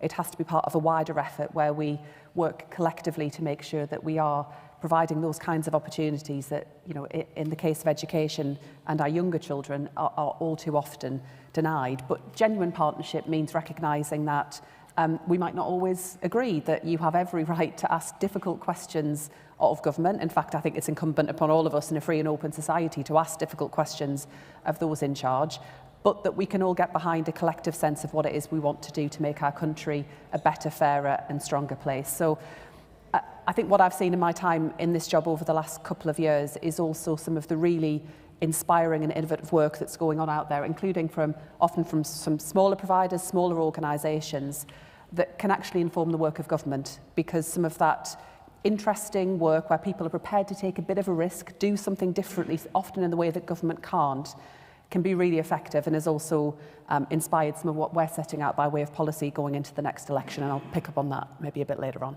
Brilliant, thank you. So in light of difficult questions, might ask one of you shortly. For our three charity chief execs, what barriers do you face when breaking down routes into education and employment for young people, particularly when working with these organisations, working with public services, local governments, etc.? What are the challenges, and what do you think exactly can be done to change this? So I can think of a few examples, but the one I'll focus on is really about the whole pathway into work for young people. So many of you remember the Kickstarter scheme that launched in lockdown. That scheme cost 1.9 billion to run, and it had a start and a finish. So young people finished that 6-month experience and then were given a pathway back to where they were before they started the scheme. And when you think about that level of investment, it's criminal that it wasn't joined up with another initiative that is all about getting young people into the world of work. So we're struggling to fill apprenticeship places, but there was no connectivity between those two initiatives. Then you've got something like the apprenticeship levy, where a number of businesses have this new levy, well not new, this levy that they need to contribute to. But again, it's not aligned up to where young people and young talent are, where you can expand the remits of how that apprenticeship levy is utilised. For example, if you was to find more organisations to be able to offer paid internships for young people, you're giving them a chance to explore the world of work in a practical, realistic, and rewarding context. So for me, I feel quite frustrated around that particular area because it takes me back to 2009 and the Future Jobs Fund. I don't know if anyone remembers that scheme. Very similar scheme. Start with this notion of paying young people, ends after 6 months, and then we celebrate the data, and then it just goes into the distance. So I think we need to learn from history, for me. So there is an opportunity right now where you've got something like the apprenticeship levy, which is live. It's a vested interest for businesses. It's a vested interest for organizations that work with any demographic that are interested in apprenticeships. We need to have more joined up thinking. Can I probe on that a little Yeah. bit? So what exactly do you think actually could be changed or improved about that? So at the moment, the restrictions of how the levy contribution can be used can only fund an apprenticeship. If you're talking about the talent of tomorrow, many young people at the age of apprenticeship don't know what they want to do because they haven't been exposed to what is possible. So there is an opportunity here where we take some of that levy and use it as the R&D segment of apprenticeships, right? Where you give people tasters of all the different plethora of industries and sectors and the abundance of job titles that they could potentially aspire for, then they can make an informed decision. And I'm sure that will lead to a reduction of people dropping out on the wrong apprenticeships or dropping out in further education because they've had a taste of it and they're able to make a better informed choice. Brilliant, thank you. Paul? An example for me is that we work with predominantly young people 16 to 25. And those young people come to the YMCA through a range of routes, and quite a lot of those young people have gone through some form of trauma in their life while they've ended up at 16 living in the YMCA. So we will wrap a service around them, and that service will be around helping them to transition to adulthood and this element of independence. That's not easy because these young people are struggling. They've been struggling. They've had major issues in their lives. No matter what we do in terms of supporting them through their education and their training programs, supporting them to live independently and gain those skills to live independently, there is nowhere for them to go. There is no housing. They can't live at the YMCA forever. And if you're empowering a young person to become independent, one of the main fundamental roots of independence is having a roof above your head and having an ability to have your own front door. And so one of the challenges I think we have, and it's a challenge that we've got now and a challenge that's going to be for whatever the government comes in, is not just social housing, but social housing specifically targeted at young people. So we can, that transition, that journey to independence, that journey to a young person feeling proud about the fact that they've gone through some really difficult, they've built up some real resilience in their life, that point where they can have their own key, shut their own door and say, this is mine, it's worth me working, it's worth me getting involved in education, I have some value. And until we get that in place, I think we're going to struggle. Thank you. Kathy? So I think the challenge that we often struggle with is around sort of short-term thinking. And obviously, when you're a charity, you have your aims and objectives. They're usually long-term. They're not going to change as governments change. I think that when you consider how long it takes to change situations, it is a long time. We all talk about longer funding periods, but it's also more about, so I think the question originally is talking about moving into work. And obviously, most of the time, people who are making decisions don't think about the early years. But actually, if you look at the early years, by the time a child is 3, you can predict, in general, what they're going to achieve at GCSE. Now, when we then talk about moving into work, you do have to start that at the earliest point. You have to have a long-term view of what's going to happen. In this country, in local authorities, and dare I say in government as well, the early years is very much not respected as sort of the key to changing lives, and it really is. And local authorities will often say, well, you know, it's not statutory. It may not be the same type of statutory education as primary and secondary school, but it is statutory to have sufficient places for all children in the early years. We don't have that in this country because we don't invest in it properly, and we absolutely need to, because it takes a long-term vision and long-term activity and investment to improve things decades later. Well, there's a lot there, but some really important areas. And I'll start where you just left off, Catherine, where it comes to early years. I mean, that is a really big personal priority for me. I think, as you say, quite rightly, that our country's failure to get things right when our children are very young stores up lots of problems for the future. But it also makes us a less equal, more unfair society as a result, because we end up in a position where what children are able to achieve in their lives, whether they're supported to thrive, so much is determined when they're still quite young. And that's why I've asked Sir David Bell to lead Labour's work in an early years review to talk about, yes, absolutely thinking about those questions of availability, whether places are there, including for children with special educational needs and disabilities, but also how we think about those longer term challenges, that we do make sure it's a longer term plan. So how we get the workforce that we need, how we drive up quality and standards in the sector, and how we make sure that when children arrive at school, they've been set on the best possible path. But also, and we were talking about this over lunch as well, questions around how we make sure that early years education and childcare is genuinely open to a much wider range of families than is the case at the moment. Because even where that availability should be there in theory, in reality it isn't often there. And on a very timely note, this afternoon I'm off to do an urgent question in the House of Commons on precisely this issue, because we're seeing further problems unravel. So there's an awful lot that we need to do. And just very briefly, on the issue, especially around opportunities for young people and the apprenticeship levy, I agree absolutely that needs to be reformed. That's why we've set out Labour's plans to turn the apprenticeship levy into a growth and skills levy, so more of a focus on that flexibility. We'll consult on what that looks like to make sure that we get it right through Skills England, the new body that we'll establish to lead work right across skills in government, bringing together trade unions, employers, academics and others. But I would also just emphasise, I think, whilst it's absolutely essential that we make sure there are more opportunities there for our young people, including apprenticeship starts, also giving people opportunities right throughout their working lives to take on new skills, to go back to education, that it's not something that ends when we leave the classroom or the library or the laboratory, that there are opportunities right throughout people's lives to get back into education. Because sadly, as many of you will know, it doesn't always work out first time around for too many people in our society, and there needs to be more opportunities to get back into training and education. Okay, fantastic. So just touching on that kind of, so go on, Paul. I just noticed how the housing issue was swerved a little bit there, so it'd be quite nice to hear something about the housing issue.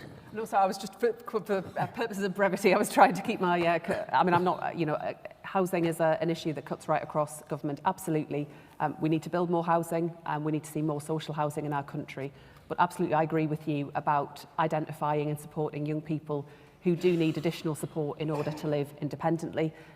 Before I was a Member of Parliament, I worked for an organisation in the North East that focused on partly domestic violence, but also did lots of work around supported tenancies for young people, including those who were leaving the care system. Now that's a very big challenge alongside it too, and making sure we get better life chances and opportunities for care experienced young people as well. But hopefully in terms of what you've heard from Keir and the party around the importance that we're attaching to housing overall, and to making sure that there are a range of options there available for all families, for all young people.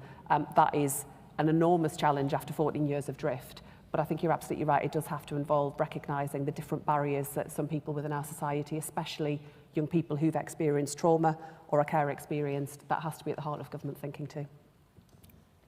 Are you happy with the reply? I can live with that. Okay.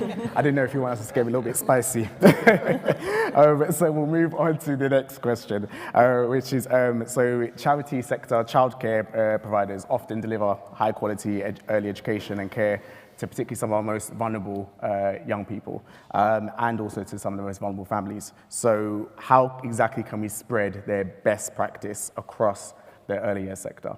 Catherine, I think it's probably best we start with you.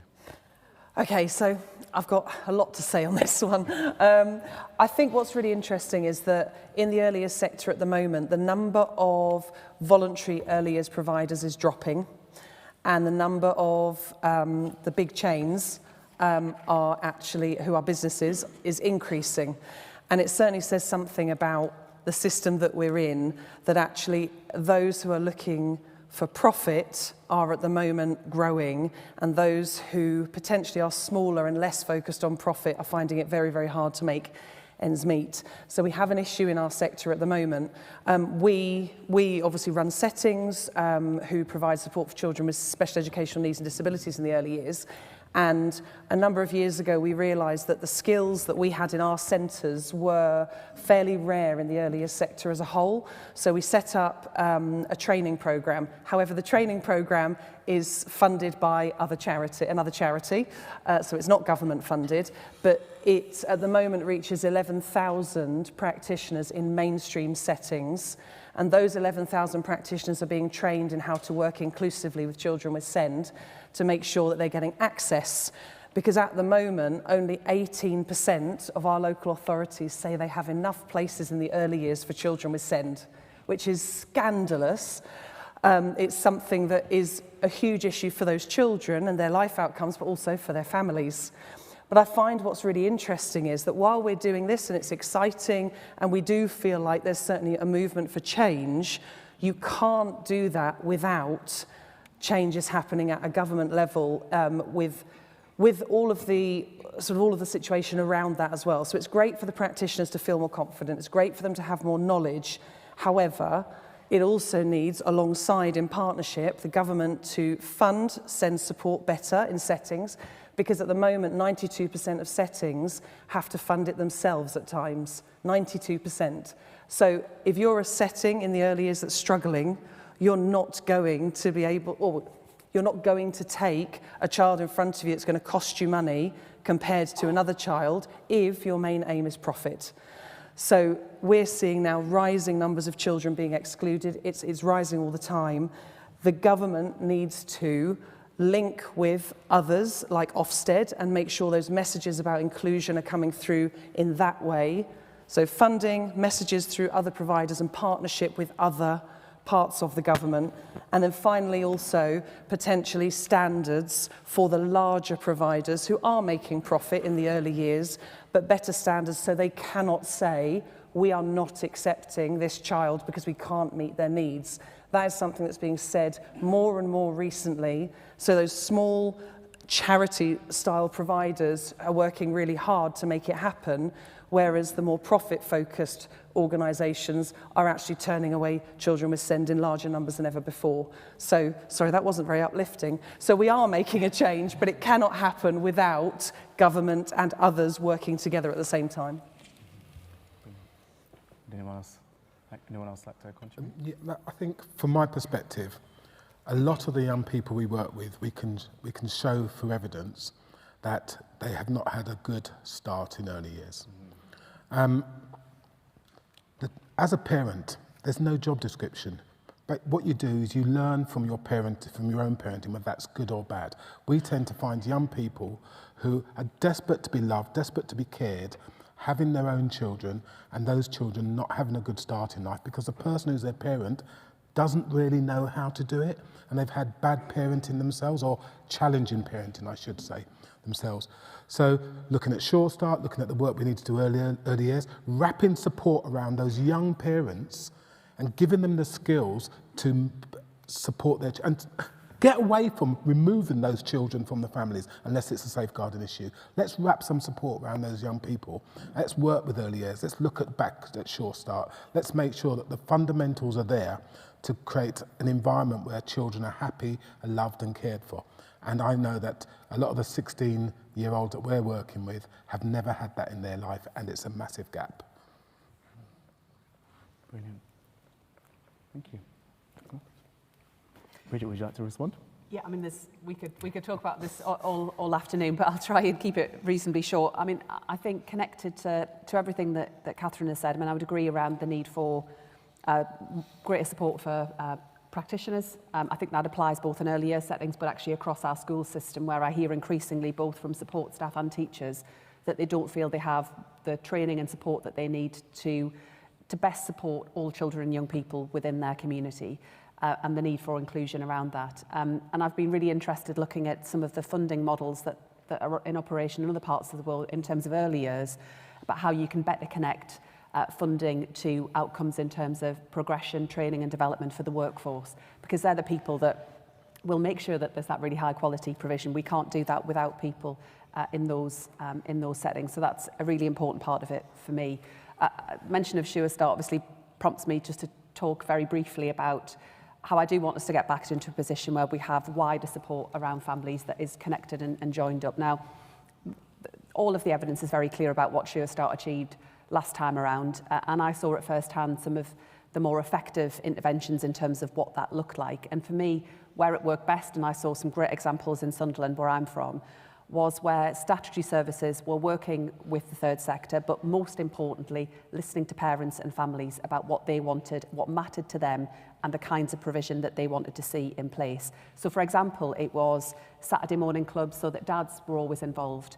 It was soft play because lots of families were saying they just didn't have anywhere safe to take their children, anywhere that was cheap or free, even more urgent right now in the middle of a cost of living crisis.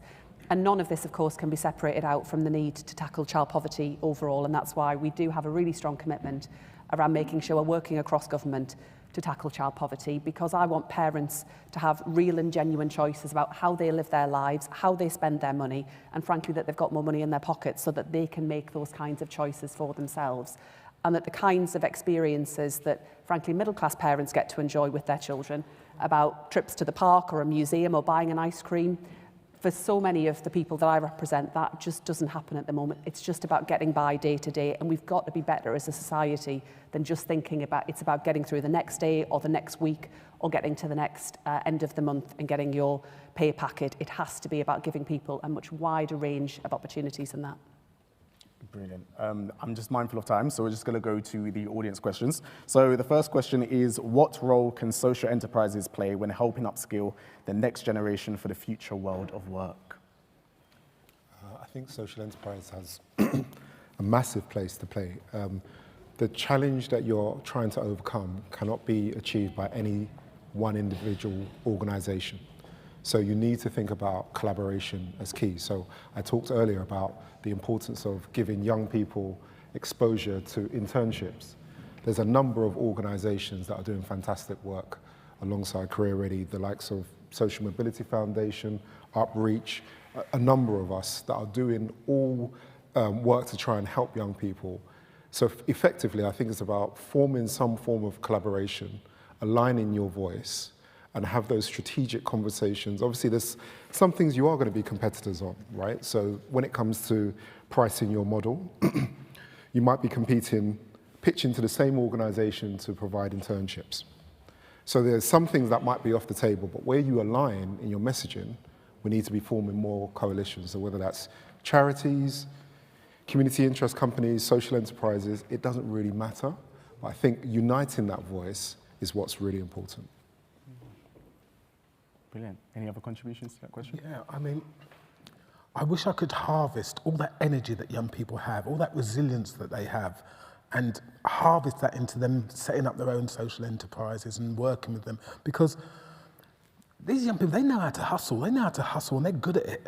Yeah, and I want to just harvest the energy. But what we find quite often is that they've had such negative experiences where everyone talks about a deficit model when they talk about young people, not an asset-based model. And we need to spin that around and see young people for what they are. A question I ask people when they come in front of me for a job, if they're applying for a job, is, what do you like about young people? And 50% of them can't tell me. What they like is probably the organisation and the salary. They ain't, tell me what you like about young people. Don't come and work for me. Let's harvest that energy and let's use that energy to move forward with young people. Yes. I think just related to that point, though, when you're talking about young people setting up their own businesses, there is a bigger point around how we, as a sector, price what we do. Mm-hmm. What is the real cost of the magic that you all do on an everyday basis? And I don't think we've had the courage to really price that accordingly. Because what we've got is normalization of burnout. We've seen that within all of our organizations, but no one wants to actually quantify how much it costs us to tackle burnout. So you then got people going above and beyond, so they're working maybe average 60 hours a week, getting paid for 35 hours a week. That gap in the middle is not sustainable. So when we're inspiring young people to set up their own social enterprises, we've got to make sure that they're pricing their model to reflect the true cost of the magic that our sector does. Brilliant. Do you know what? I'm getting so caught up in what you're saying, I'm forgetting to do my job. I'm going, any other last contributions to that question? Okay, the next question is someone speaking to my soul. Bridget, I'm going to come straight to you for this. Local authorities are increasingly asking for detailed monitoring and impact assessments from charities. How can this be funded without putting more financial pressure on charities? Well, I think we could be here for a while with that one. So I think, the starting point of thinking about how we would respond if we were to win the next election, the reality is the country is not in a great place, the economy is not in a great place, and there is not going to be a lot of money to go around, which is why it's really important that for us that everything that we set out, we think about how we can have the greatest impact with what we want to deliver and how we make that about getting better outcomes in my world for children and young people in particular. I think there is obviously a question around that. I did work in the third sector before. I saw at first hand some of those requirements, sometimes very important, worthwhile, useful, demonstrating how you're delivering. Other times perhaps felt more like you were ticking a box for others. So I think there is obviously a balance. We do need to make sure that where public money is being spent, wherever that's being spent, it's being put to good use with good outcomes. But I'm, not least with some of the shift that we're seeing around technology, I'm sure we can do some of that more effectively without it becoming, someone's full-time job all the time. Okay. Can I just add one quick point on that? I think it's also about joining the dots, because you have some fantastic organisations like Social Business Trust, Impetus, other organisations that find resource over here and connect it with third sector organisations over here. So you've got massive resource, they just don't know how and what role they can play. Yeah. And we're talking about, that isn't about cash, that's about their expertise. It's about what they're doing for their day job. And what you'll find is the return on that investment is actually much higher than what you would pay if you went and got the client, on through referral. So when there's a disconnect, we've got a plethora of excellent talent who are not connected to our sector. We need to connect them. And that's the how. And that for me is not a cost issue. It's about joining the dots. So we can't use no money as the excuse for not being able to join the dots of person A to person B who don't know each other, but have a skills exchange and a need exchange.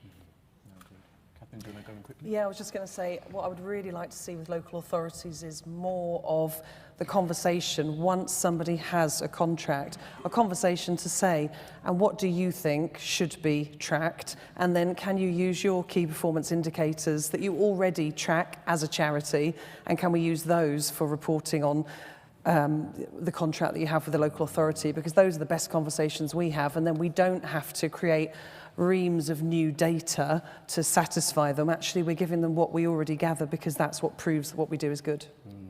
Agreed. I have another question coming in. The audience is getting a little bit spicy now. So if they win the next election, how are Labour going to make sure they keep hearing voices of grassroots leaders on the ground, not just the bigger players? Oh, innit? I mean, I'll be honest, it's tough from opposition, so I don't imagine it's going to be easy if we win the next election. That all of us do our best to be out and about around the country, listening, engaging, including with smaller providers as well as bigger organisations. I like to think I've got a really brilliant team, a staff team that work alongside me, as well as the shadow ministers, but we're a small team and we're certainly not as big as the government, and that does present some challenges for us. But equally, I think it allows us to think differently from opposition about how we do things. So some of the interventions that we've set out have been informed by work that's gone on elsewhere beyond government. Our commitment around universal breakfast clubs in all primary schools, for example, builds on the work of charities, third sector organisations, but also has a really strong evidence base behind it too. So it allows us to demonstrate how you can make an effective intervention, what that looks like, but also then what is the role for government in expanding beyond that. But also how do we learn from the best practice that's out there, often being done by smaller providers, in shaping all of that. But, if we do win the next election, and we've got an election to fight and win before we get to that point, the door will be open. We do want to make sure that we are listening to what's going on around the country, but that's what all of us do every week as constituency MPs. And some of the best examples I've seen of community activity have been some of those small players. Again, one example, space for a church-based organisation in my constituency that does amazing work, increasingly focused, sadly, on food provision, so on community food stores, community food banks. What they tell me is that if government were to make sure that people earned a good wage and we had a better social security system, they would stop doing a lot of that. In fact, they would love to close their community food store. That would allow them to put more effort into doing some of the wider work they want to do around loneliness, around adult education, around wider support for families. So I think, again, that's how we are a better and stronger government in doing what government should be doing, and how we use that as an opportunity to provide others with the chance to step in and do, frankly, what is the role for third sector, not feeding families. And thank you for that, Bridget. And I guess just to kind of turn the table a little bit to ask the other charity CEOs, how would you actually like to engage with government moving forward after now hearing that answer? I think from our perspective, it's really us being able to mirror what has taken place with the Young Persons Guarantee in Scotland. That was a real immersive experience. You weren't just had a one-off consultant and that was it. You went on a journey and you kind of co-created key milestones of that journey. So for me, I think it's us learning from best practice, wherever that is in the UK, and shining a light on it and making sure it's amplified and used repetitively in different domains, different regions, so people get an understanding of it actually works. We're not just talking about concepts and theories, but you're looking at best practice, whether it's a breakfast club or whether it's something you're talking about really abstract, like they are significant, but Parkrun as an entity was about getting people off their couch into their local park. It's a very simple concept, but the amplification of that and the ripple effect that's had in society is massive. So it's examples like that. Take people on a journey and make sure you're amplifying best practice wherever it comes from. Brilliant. Just any other brief summaries? Just me, I'd just like to say that this is all great, but let's see what happens after November when, if Labour do get in government, keep talking to us. Well, this is great that you're looking at an election, you're saying what you want to do, but we're still going to be there at the coalface with our sleeves rolled up, doing the work. Don't get into power and then don't talk to us, because we're here and we want to talk, we want to work. But it's not just about today, it's about what's in the future as well. And very quickly, it's also about when you say you want to co-produce, or that word is used, co-production, please don't have already made the decisions and then have the meeting to pull us in and then do exactly what you wanted to do in the first place.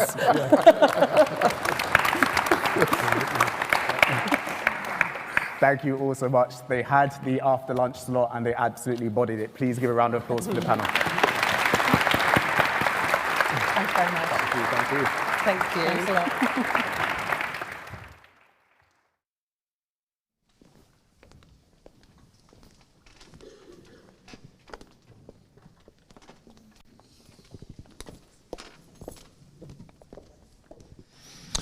Brilliant. I feel like Joelle needs an adjective, so I'm going to go with peerless. That was great. Thank you very much. I have two bits of really fantastic news. First is we're nearly there. And the second is I don't have to summarise any of that, because I am delighted. Instead, I get to introduce the Shadow Minister for Arts, Heritage and Civil Society, Lillian Greenwood.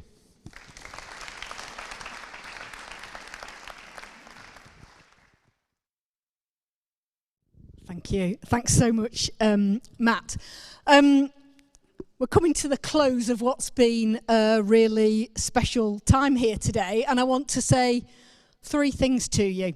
Thank you, we need you, and we're with you. So thank you. As the Shadow Minister for Civil Society, I want to thank you for being here. It is no mean thing to give up a day for this, and you literally battled storms to get here. I hope it's been enjoyable and valuable. It certainly has been for me and my colleagues, and also a huge thanks to Pro Bono Economics for running what's been a wonderful event. By giving up your time and contributing to this conversation, you've sent a really clear message to the Labour Party today. Any incoming government needs to know that where national renewal is concerned, you and your organisations have a vital role to play. That's obviously not news to me. Every day I stand back in amazement at the creativity, the capacity and the commitment of the civil society sector. It is one of the many privileges of this role, and today has been no different. I honestly stand in awe of all that you've done to serve your communities and to change our country. As parliamentarians and as a party, we want you to know that you have our respect, our admiration and our thanks. Secondly, we need you. I know that many of you are under huge pressure to deliver life-changing work while facing difficult challenges. However, I also need to say that our country needs you more than ever. And as Keir said, our door is open. We're not just inviting you, but asking you to please take your place at the table. As you've heard throughout the day from Keir and from Thangam and from Wes and from Yvette and Bridget, we cannot launch, let alone achieve, a decade of national renewal without you. Voluntary organisations, faith communities, social enterprise and philanthropic foundations are essential parts of the engine which can drive economic growth, community regeneration, societal and environmental change. Keir was really clear that as a party, as a potential government, we can't do this without you. Have a critical role to play in realising our vision and executing our 5 core missions. And we know that it has to be a true partnership and co-production. On that health panel earlier, Tanuke, she spoke so powerfully about the trust that you have with communities. And if we want to harness that trust, your expertise to solve problems, we have to involve you from the start and as equals. And that's our commitment. And whether you're working on one of the 5 missions or offering equally powerful and valuable services to tackle issues and improve lives in other parts of our country or communities, we will do all in our power to equip you and enable you, to profile and promote you, to support and celebrate you. Thirdly, we're with you. Today we've commenced and carried on a lively conversation between the party that wants to change our country and a group of organisations that do that every day. This conversation is just starting. Let me be clear, on behalf of Keir and all my colleagues, those who've spoken at this event and those who are serving their constituents and communities elsewhere, we are committed and excited at the opportunity to work with you. And I'm really grateful for the excitement and the energy I've felt today, but also, and I was challenged at lunchtime, now, that was great, but now what? What's next? And over the coming months, we're going to be holding further conversations, roundtables and working groups as we develop a civil society mission action plan that harnesses your energy and expertise. So it's not just today. This doesn't have a great conversation and it comes to an end. There's a follow-up. We're going to take this and build on it. So we'll be looking at how a future government not only will deliver those missions, but might support the huge breadth of civil society organisations. And I will do everything in my power to unlock your potential and to bring change to your communities and to help provide the renewal our country needs. Today is the start, not the story. So once again, thank you. We need you. We're with you. Thanks.